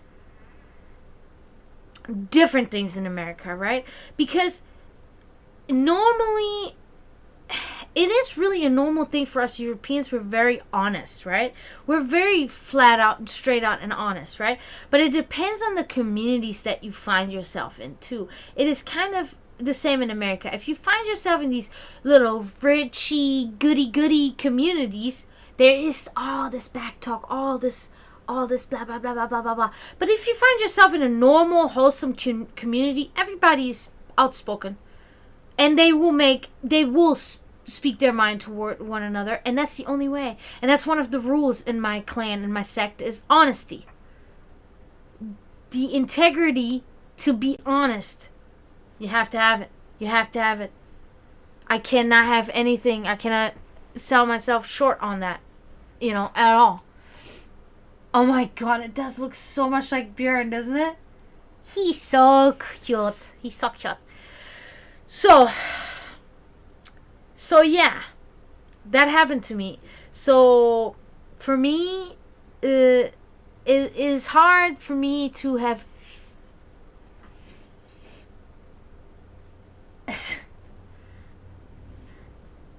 For me, it is really hard to have this faith in humans anymore, ever again. Especially also because, then I moved to this different country. I lost all my friends in Germany. Now, it was kind of ironic to think that my friends, my clique of girls that I thought were everything in the world, they said that it was better without me, and that my best friend Benny, his father, that did not like me at all. His mother hated me, and his father disliked me, probably because the mother hated me. Was the one that personally actually contacted me and said, you need to come back home to Germany when I actually moved to America, because he actually visited me in America 2 times too. You need to come back home to Germany because Benny is not the same. My son is not the same because you're gone. And that man did not like me at all. He didn't want to speak to me ever, nothing. And then he actually spoke to me and said that to me. And it was fucking like huge. And it was huge. But I couldn't go home. And I still can't go home to this day. And now Benny and our contact just kind of, I don't really remember exactly what happened, but I think, somewhere along the lines I hurt his feelings or something, It was kind of unsure in the last few years of our friendship because we had like silent agreements in a way, but they were silent. You know what I mean? So it was kind of like, was it official agreements? Like what was going on? I wasn't even sure what was going on. My own head was so confused being 18, 19 years old in this country without my father. I haven't seen my father, ripped away from my sport, from my friends. Like, it was such a disaster, us being poor here. We were poor here most of the time. We had a lot of money at one point, right, when my mom owned the restaurant, but most of the time we were poor here. Then having this Christianity being so, it was a lot, and I was very confused and things, and he just, I guess he felt it was better for his mental well-being to not be affiliated with me in any way anymore. And I would never not want him to be happy. I want him. If he's happy this way, then I want that. But it's sadness for me every day, right? To know that my best friend just disappeared and I haven't talked to him in, I don't know, 8 years or something like that. 9, 10, maybe 10 years, probably 10 years. Yeah. It's hard. It's hard. It's still hard.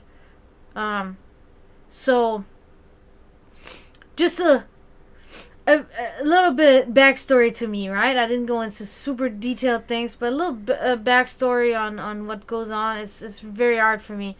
That's why I'm creating my own coven. I'm creating my own covenant. To have people in here with me that feel the same, right? That are like-minded. That whatever they believe in, the spiritualism is within this group and will flow and spring from one another to one another. and we can be that. So I'm trying to get this together. So, you know, so I thought that was a good topic to bring up today on how non-spiritual these Christian people can be sometimes. And if you are a Christian and you're not that way, then do not feel like I mean you at all. Because I really thought about this the other day too. When you really deeply go into it, Jesus, if he indeed roamed the earth, he is your ancestor too. You know, is an ancestor of us, maybe even. You know, so, and if that's what you live for, then that's what you live for. You're welcome. Thank you for saying that, Zagros. Thank you. That makes me feel good. Cause I feel a little bit awkward, right? I don't want to put all my shit on a table out there for everybody to take a bite, right? Like, oh yeah, okay, now I got you, but I have no weaknesses. You must never forget. No, I do. We all kind of know what that is, but when it comes to me, you can't say anything to me. If it could in any way hurt me, I just don't take it seriously. That's it. I'm very good at shielding, but it took me a while. But I'm still learning it. I'm still really very much in the I'm still just a pupil. Shielding can be good in the beginning, and then it becomes strenuous after a minute, especially for my class.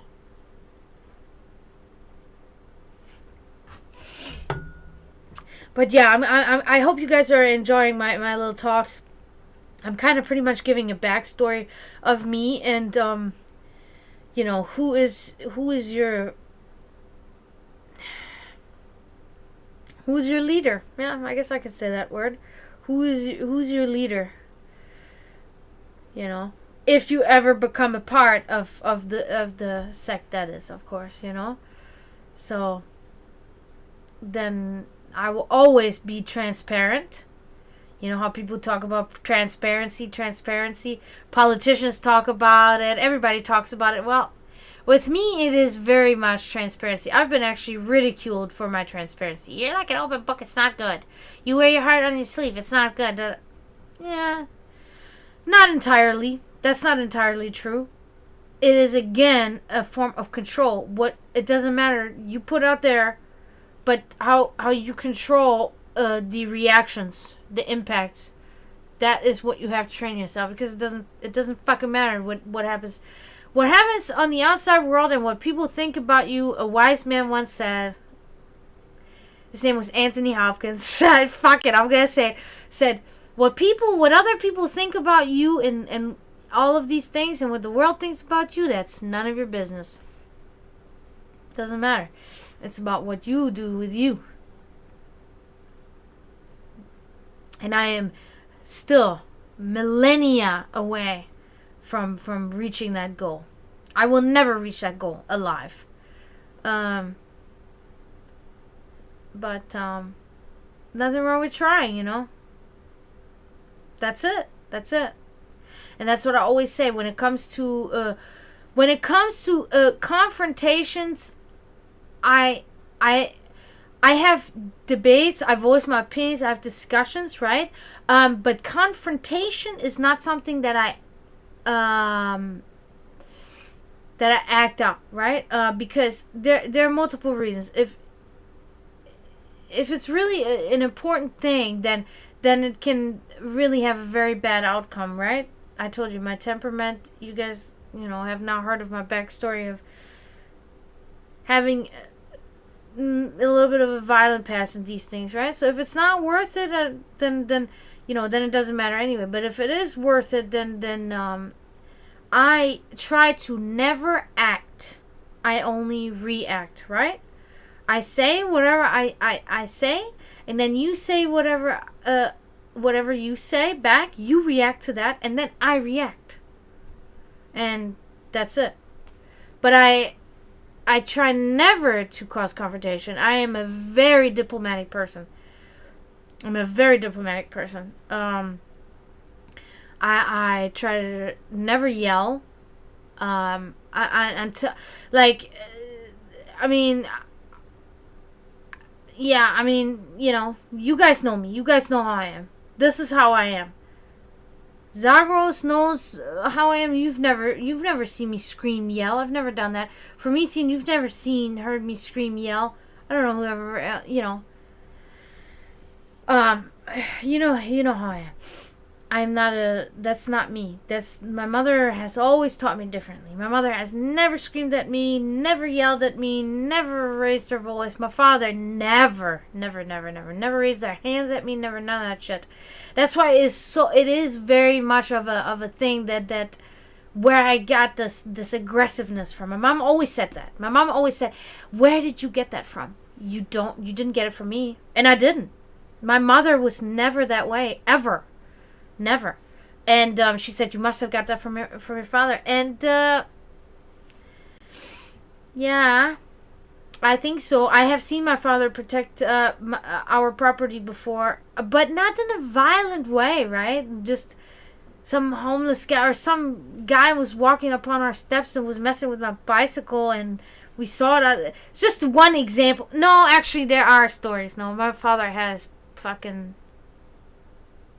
Well, this guy, my mom and I watched out the window. What is this man doing on our property, messing with my bicycle, trying to carry up my bicycle up our stairs off the front door? What is he doing? Oh my God. And my dad's like looking out there. And he walks out there, opens the door. My mom's like, we're looking, we're like, oh God, what's he gonna do? And he just kind of like grabbed the guy and lifted him up and just walked to the end of the walkway, put him down, said, "Go. Don't ever come back here. Go." But my mom has told me stories of my father really, but all in defense too, never out of aggression, like coming, the two main stories that I know of my dad that he did were the one was that he, my mom was at a bus stop and I was an infant and I was in the stroller, right? My mom had me in the stroller and our dog, golden retriever Asta, next to her. And there was a guy at the bus stop that was kind of like, I guess Asta didn't like him or something, so Asta kept barking at him. Of course, my mom was very good with training her dogs. She had complete control over her dogs, but the dog was barking. Not attacking, nothing like that, but on a leash, barking. And my mom kept on trying to tell her, like, off, stop barking. But I guess she didn't like that guy at all, and she wouldn't stop barking. So this guy comes up, I guess cursing or whatever, and then he picks up the dog. He picks up the dog and he slams her on the concrete. The dog, Asta. And my mother lost her shit, right? My mother told me in detail, she said, there was nothing I could do because I had you, my infant daughter, in a stroller. Like, I can't do anything. So I ran home with you. I ran home with you and the dog. And I ran home and I told your father immediately. And I guess the bus stop was like right there. So you could see everything through the window, right? So my mother ran home, put me in the crib right away. She was completely like, oh my God, the dog, she was okay or whatever, but told my father. The guy fucked up. That's all I can say. So my father was he never yelled.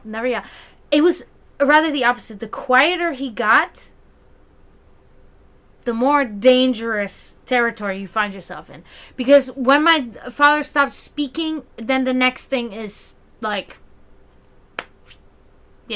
So he went downstairs. I remember exactly where we lived too. I don't remember the name, but I see the whole building and I see everything in front of my inner eye. And that's so weird, right? When you go back to memories. So he went downstairs and I guess my mom said, and I was like a little, like, oh my God, I opened the curtains and I watched everything through the window and this is what your dad did. And then she told me the whole story of what my father did. My father went down there without a peep. He said nothing. When my mom said, he threw us on the ground. And my father, one thing, loved animals. Loved animals. Big ass man could have a tiny kitten like this. You know, that's how he was. And fucking, so he went downstairs, and the guy was right down there. And I guess he took the guy by the back of the head, by his hair, and rubbed his face right into the ground. Like, right, there was like grass or something, and he took him and he just like shoved him in there like this. And would tell him, eat fucking dirt, eat dirt. And he just kept on saying it and doing that to him until he was like bloody and whatever. And then he lifted him up and he threw him, and the guy was like, and ran off. And then he came back upstairs. That's the one story. That was defense. He was defending my father was defending his family, right? In unorthodox ways, but that is the Slavic in us. My mom always said, when your father gets to this point, he sees red. She said he has the white in his eye, only white in his eye, and he sees red, and then that's it. So the other time was when my grandmother died. Well, my grandfather had died already years ago, and then my grandmother died, and it was about, of course, inheritance, right? So my mom, my dad, my mom's sister, and her husband sitting at night when we kids are all asleep at our house, at my grandmother's house, where I grew up in, discussing who gets the money, who gets the house, because it was supposed to be split literally between the two. Okay, so they discussed this shit, and so my godmother, my aunt, my mom's sister, husband, starts talking loudly, and starts, we get this, and my mom told me these stories, so I can't, I'm just telling what my mom told me, and my mother never lied to me, ever. That was never a thing. For whatever, why would she? So, she told me how he became loud, he raised his voice, and my father said, you need to calm down. I need you to lower your voice in my house here. This is not your house. Well, my parents lived there at the time. My father considered it his home, right? And then my uncle started to proceed to hit with his fist onto the coffee table. Boom! And my father said, I advise you, don't do this again. Don't hit on my coffee table like this again. And then he went boom, boom, boom on the table. And then my father stood up and he grabbed him by the face and he threw him into the window.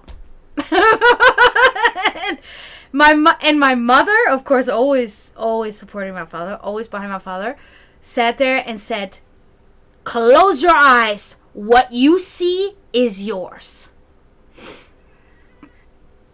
That was the second. Okay, so I guess my father could have handled that maybe a little differently.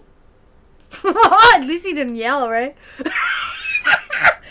Hey, whatever. Anyway, the third one, encounter, he's at his bar.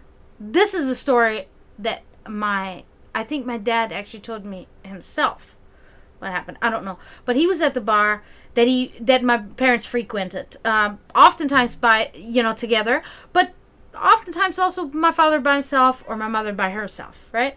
And this was one of those nights where my father was there by himself. And he went in there. The name of the bar, I completely remember. Pinta. Die Pinta. So he would go to the Pinta, and he had his seat, he was a regular. He had a seat there at the bar, and he would play darts, right? He had a seat at the bar, he had his drink there, his cigarettes. My father smoked Pall Mall Reds, no filter, and always a signature Zippo that he had made, engraved with whatever my mother usually has made for him for his birthday or Christmas, because that's what his thing.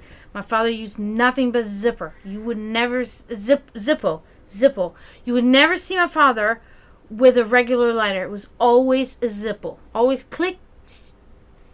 That sound will always be in here. So my father gets up to play darts, and some guy sits at his seat at the bar. And not just sits there, but then proceeds to grab my father's cigarettes, grab a cigarette, and uses Zippo lighter to light the cigarette. Don't do that, man. Why did you do that? Why did you do that? So anyway, why is this reading books to me? It's very strange.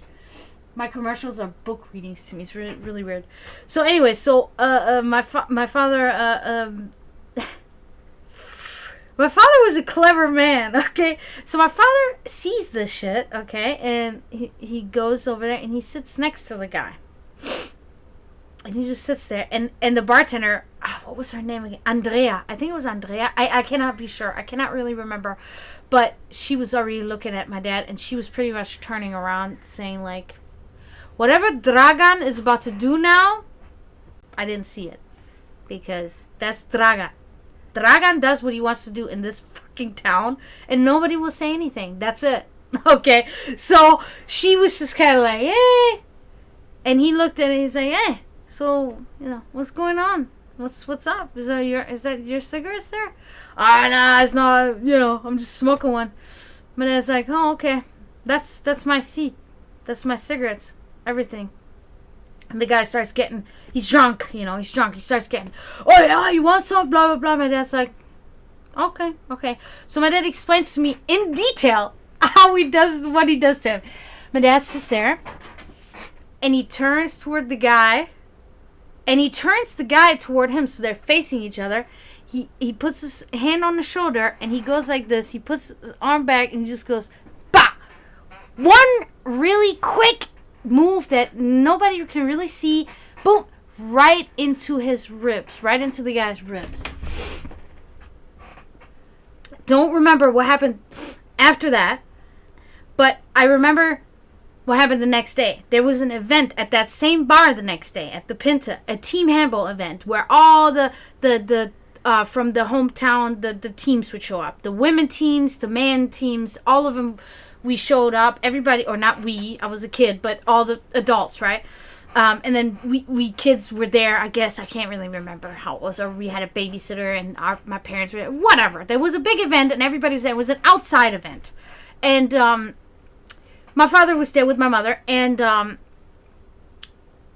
the guy showed up. The guy from the night before showed up with a friend, right? Showed up there. And he was bandaged up, right? He said, you motherfucker, you broke my ribs.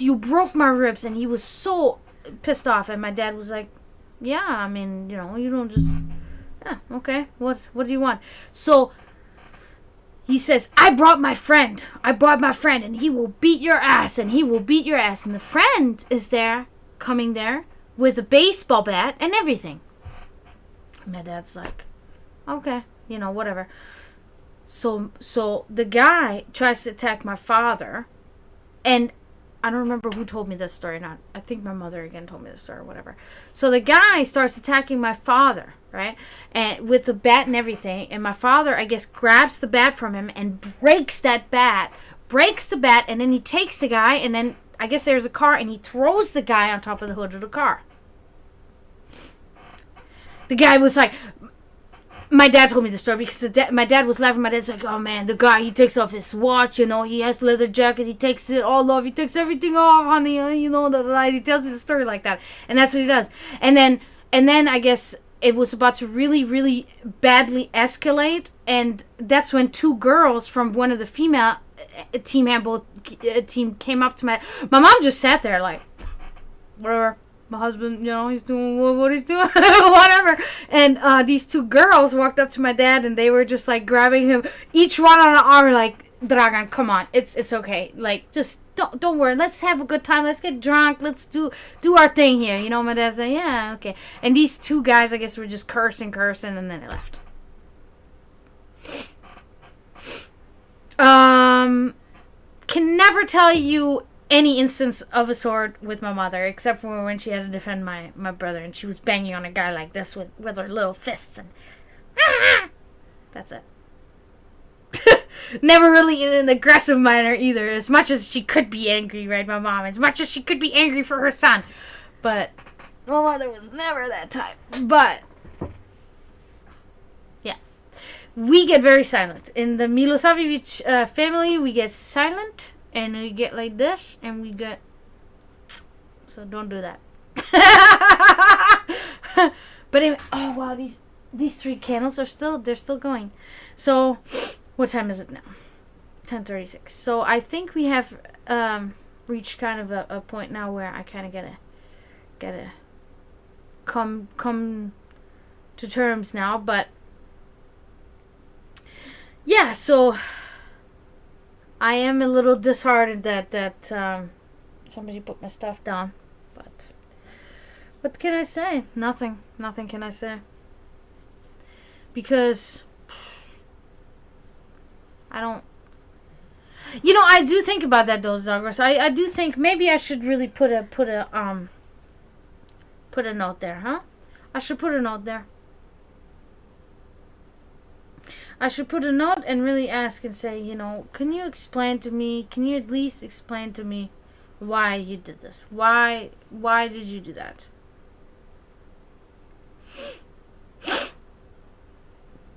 I mean, the explanation I pretty much already know, but I'm really just kind of curious to see, would this person be willing to discuss? Would this person even be... I don't think so. I think the note would just be taken down by that same person. Yeah. That's my thought. And I'll just do it and see. See what happens,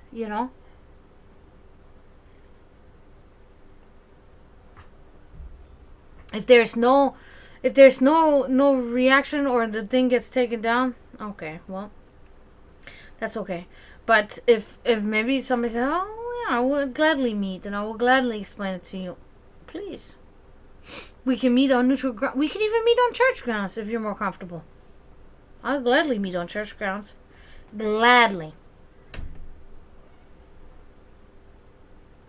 No, see, that's what I mean. Like, I could have very well walked in there and say, now, who did that? Was it when somebody that works here, or I just didn't do it because, honestly, something that maybe doesn't sound right in English, but in German, really, it has always served me well. And I mean, even doing that has served me well in America, but just the saying of it may not sound right. But the people that are smartest are the ones that ignore. That's really just how it is. Like, ignore actions of this sort. Like, ignore. You just... I'm really curious too. That's curiosity killed the cat.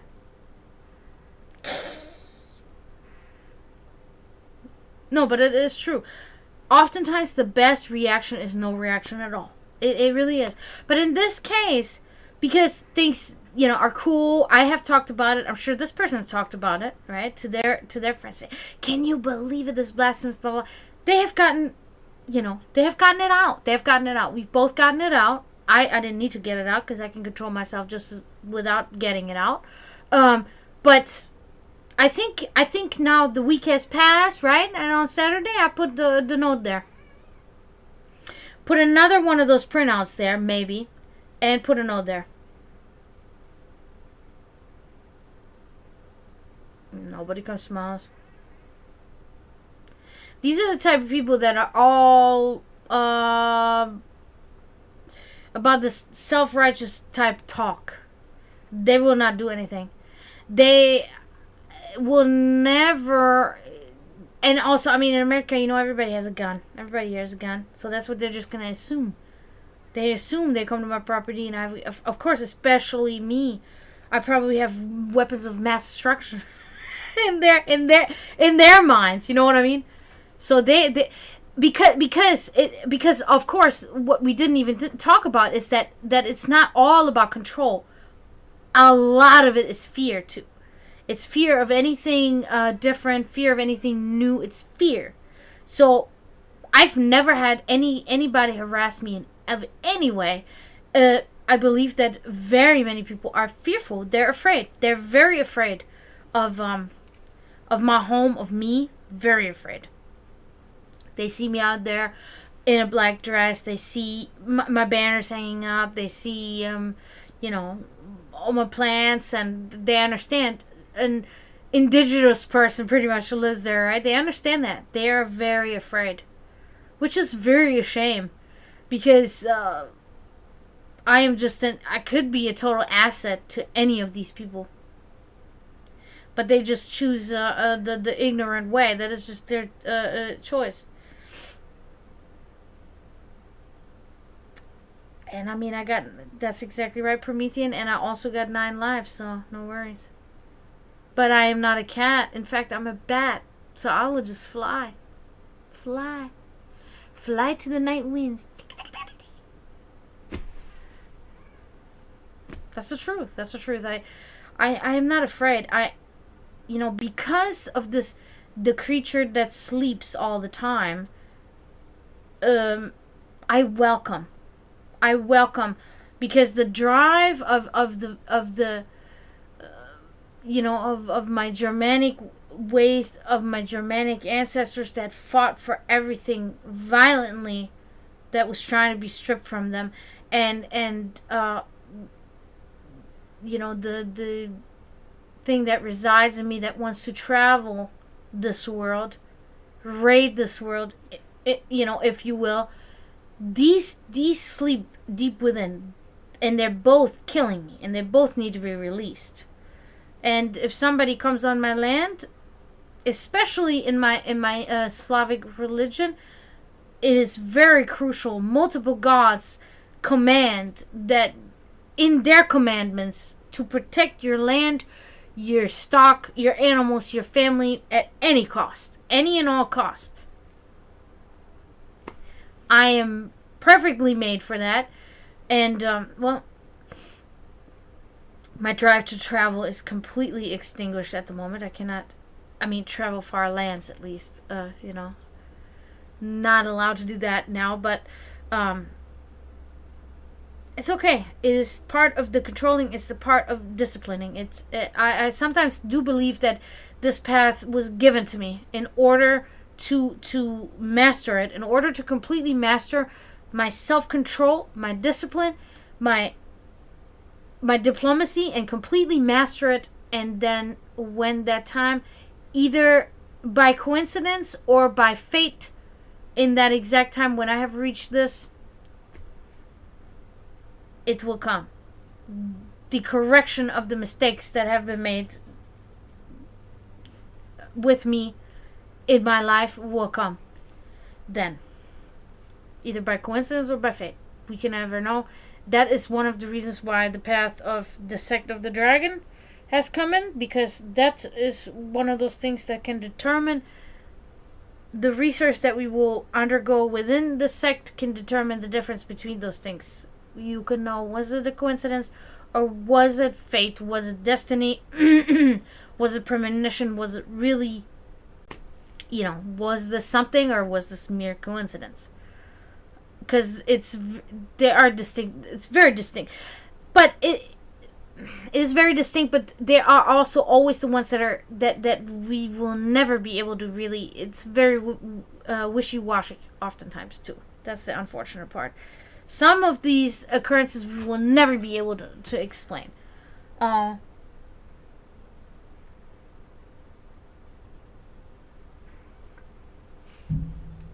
But that is our path, trying to explain these things. So, and I'm listening now to, I love that fucking song, Arcona. Arcona is a melodic death metal band from Russia. And they have a song that's called Serbia. It's about Serbia, and it's about, the brotherhood between Russia and Serbia. And she's Serbia in Russian. I can understand a couple of words, but it's a little different. For instance,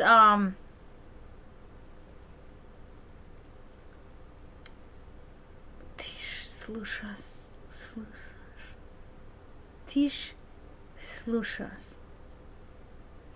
Man, I can't remember now what it wasn't the Russian word. something. I don't know, but the listening to listen is kind of similar, because they have the one song is called Goy Ro de Goy, and she says, I believe, I don't know if that's what it means. I'm gonna have to ask my boss. She's from Russia. She can explain it to me. They say, I think she hollers and she says, Ti slisash. Ti slisash. Something like that. And I think what it means is, are you listening? Or listen, you need to you listen to me. And in Serbian is ti slusaš. Tiš slusaš. So it's like, okay, it's similar, right? What a ti slusaš? I can't remember now what it is. I can't remember, but sometimes I read the lyrics, I'm like, oh, wait a minute, this is a similar word. This is similar. Yeah, we Slavs are very similar, but I have noticed that the Romanian is still a lot different. Romanian is probably one of the one Slavic language that has the least connection with the Serbian language, right? But the Russian is very close. Tislasish, I believe, is what it means. You listen, I think. And in Serbian is tiš slusaš. Yeah, ti slusaš means you listen. Yeah. When I watched this Russian show about the Catherine the Great, the show itself, it was not so good at all. It was not, the quality was just not so good. The actors weren't so bad, but the quality of the show was just like how it was filmed and everything. It was not so good. But it was in Russian, of course, and I didn't even need subtitles at all. I was able to watch it without subtitles. I was able to understand pretty much everything. It's really great. It's great to know. With German, of course, I never. But with Serbian, because my Serbian is, I still teach myself and stuff, but I really don't talk much to my cousins and stuff. So my Serbian is like, but I can understand and I can speak. I can get my way through, and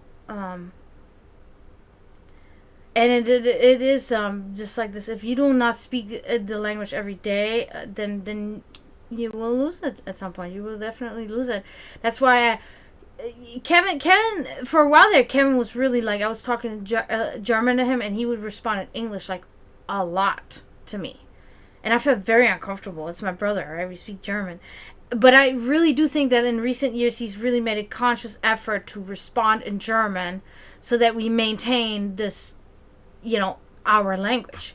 Because if we don't talk to anybody else in German, right? I mean, I got here and there, I got a couple of people, but nothing like frequent like me and him do. And we really need to keep that up, because if we don't keep that up, we're going to lose our mother tongue, and I really don't want that. I don't want to lose my mother tongue, and I'm pretty much reteaching my father tongue, because when I was an infant, my father always spoke Serbian to me, always, like it was Serbian, right? So yeah, but then he kind of stopped doing that, and then I just kind of taught myself, right, mostly. But it rolls off the tongue. Rowdy, hello. How are you? Rowdy. That's a curious name. I hope you're doing good this fine evening.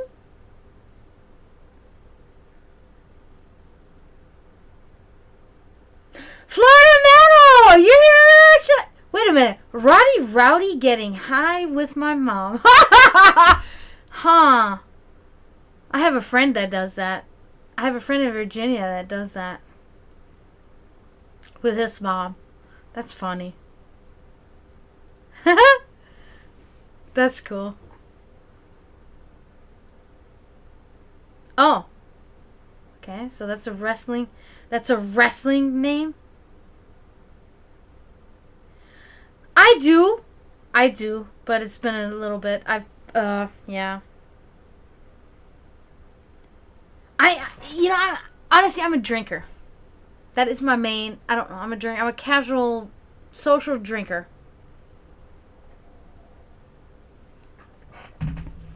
That's again the Serbian in me, really.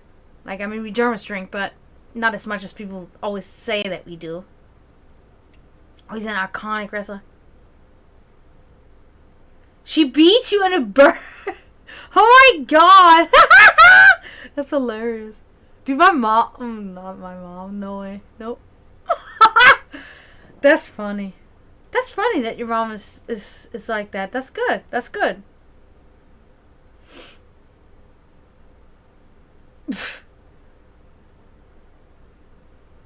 I'm really glad I made these earplugs work. So I'm listening to music now the whole time that I'm talking to you guys. I feel so great about it because it's always so silent and stuff. She's the queen of burps. Okay. Yeah. I guess that's good.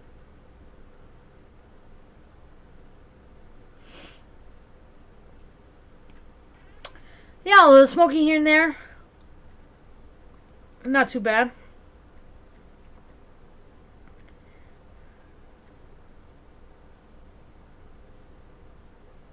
My god, this is so weird. My my earplugs, the music that I'm listening to, the beat is actually picking up in my microphone because I can see it on my. It goes like this.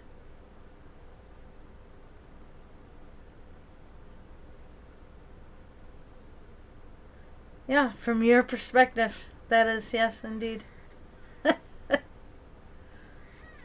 Not big on that kind of stuff, but it happens. It definitely happens. Shit.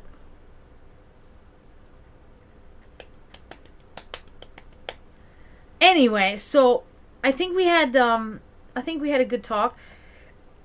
And I think I'm gonna go with that, get with that person, and I think I'm gonna put that note there and ask them why'd you put down my stuff? Why did you feel the need to remove my flyer? I really want to know. Also, it just came up actually, but it passed, but it might come back up. I'm going to be presenting my paintings, hopefully at the Black Mass on October 29th. Things are good, Florida Metal. Thank you. I'm about to hop off of here, though, unfortunately. I gotta try to let my dog out again. He's so old, and he has a really hard time, so I have to help him go down the stairs, and I have to help him try to go, But I'm going to be, hopefully, there could be some hurdles to overcome, but as of right now, I guess it's planned that I'm going to be at the Black Mass at the Brass Mug October 29th. It's a black metal show. Black metal, nah, it's okay. He's very old. He lived a long life, It's time soon, but at least he lived a long and healthy life and comfortable and happy life. So, it's okay. I mean, it has to be, So I will be there presenting my artwork, my crafts and everything, representing the sect. So you should really try to be there. It's at the Brass Mug, and I think it's October 29th. And yeah, there's going to be some really good bands playing that I really like. There's going to be Swinfer King will be there. Swinfer King will be there. I really like that band. Swinfer King will be there. And then a few bands that I've never heard of. Another band that I know that I'm not a huge fan. It's my own opinion. But most of the bands there, I have not heard of them. They're new to me. I guess black metal. I think so. But it's interesting to see. I really wish my band could perform. Yeah, it's gonna be a good show. It's gonna be, yeah. Really wish we could perform, but no drummer. It's so weird. It's so always problem with the drummer. I had never problems with anything else. Yeah, but he's already announced like 5 or 6. I mean, there cannot be that many more coming, right? I mean, jeez. How many does he want on there? But it'll be great. It'll be great. We'll be there. We'll be there. For anybody that's going to be there, I will be there. Of course. Of course. Draven Demicide will be by my side. My guitar player. Also frontman of Soul School. He will be there. Yeah, we will be... Yeah, I know. But, there it is. There's a flyer. Look there. Black Mass. I'll be there. Draganas Alchemy will be there. Presenting my best, greatest pieces of all time. As of until now, time, of course. This one I will be presenting. This one I will probably be presenting too. Even so, I don't want to actually sell either. This one will be my big one. I will also have prints available of all of my artwork there too. This one I sold a long time ago. Oh, this one is one of my favorite ones too. I love this one so much. Thank you, Zagros. Yeah, Florida. I sold that one too. This is my Witch's Night Sky. Oh, I love that one. My Kurt Cobain that looks more like Kurt Cobain than Kurt Cobain himself. That's what Kenjin always says. I sold that one actually. That was my most recent one sold. Bounty Hunter. I'm so happy about that. Oh, Hell Stairs. I'm gonna be having that there. Oh, I made that for Brian the Butcher for Florida Death Metal Scene. His newest logo. My band's newest logo. Yes, has the classic font that I will never say the name of, but you know which one it is, Zagos, I think. Sigil. I made this for my boss's daughter, Stitch. Jovanka, my solo project. I made this for my manager's son and my boss's son. I made 2 of those. There's Boginia Marena. She will be there. She will be presented. Oh, we got Wotan here. He will be there, of course. Here's the 2 side by side. Actually, I took a picture. I did the 2 paintings for Gage and for Alessio. And then there's the Ouroboros that I did. Withering Earth logo. Our old Abtom logo. Still a favorite. Definitely still a favorite. Oh, there it is. Weekly metal show. That's your logo. Made this for my mom. It's a painting of Austria, Tyrol, Austria, Pregraten, where we used to go in Austria. Zagros. This is a favorite right here. Sternenkind, Child of the Stars. Ozzy Zagros. I really love that one. I love that one. This is a dream. I actually dreamed this. It was a dream that I painted. So was Hell's Stairs, actually. Did this for my brother, the Ruby people. Hexentanz auf dem Blocksberg. Dance of the Witches on the Blocks Mountain in Germany. Zagros. Jeez. So many pieces of the Zagros over here. What the hell? Buying all that stuff. I love it. I love doing your stuff. Because I always have like really good visions when you commission me and I sit here and I can and it's really like it comes to me. It just fucking comes to me. It's so wonderful. And then I fucking do it and it's and it always every time I do yours they come out better than I had even imagined. That's why and I created my own logo, of course. But yeah, so I will be there at the Black Mass and I'm excited. Oh, my dear blood. That's what I called it. My dear blood. Yeah, it's good. It's good. There's, of course, the Order of the Dragon. This I sold to my very Christian Baptist old manager, Chris Brown. That is her name. She moved away, unfortunately, but I really loved her. She was very kind to me. Very kind to me. Especially when my mother passed away, she was very kind to me. She was very firm and strict in her beliefs, but she was very kind. One of the people that have treated me more kind than most people. So, but also very judgmental. But whatever.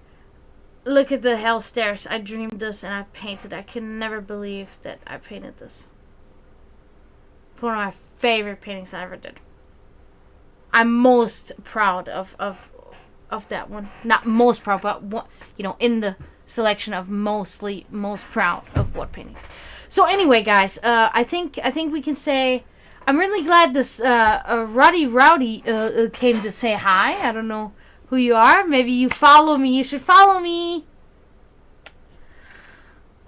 Why do I have to tell you guys that? You know that. Follow me. For fuck's sake. Do it. Just do it.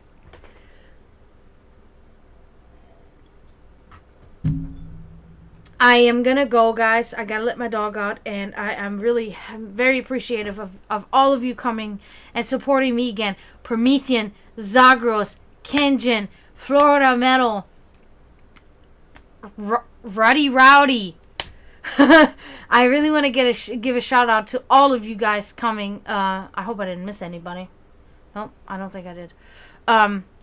For talking in chat, for coming to support me. Whoever else I didn't say, I don't see your name. Thank you. Drop a follow on me. I won't disappoint you. I will be here every Wednesday.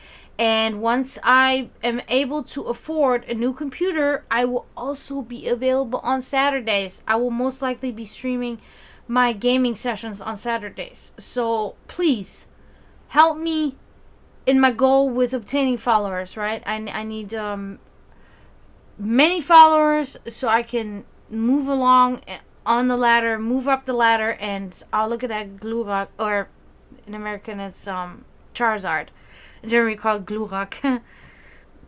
That's a badass Glurak that you just saw there.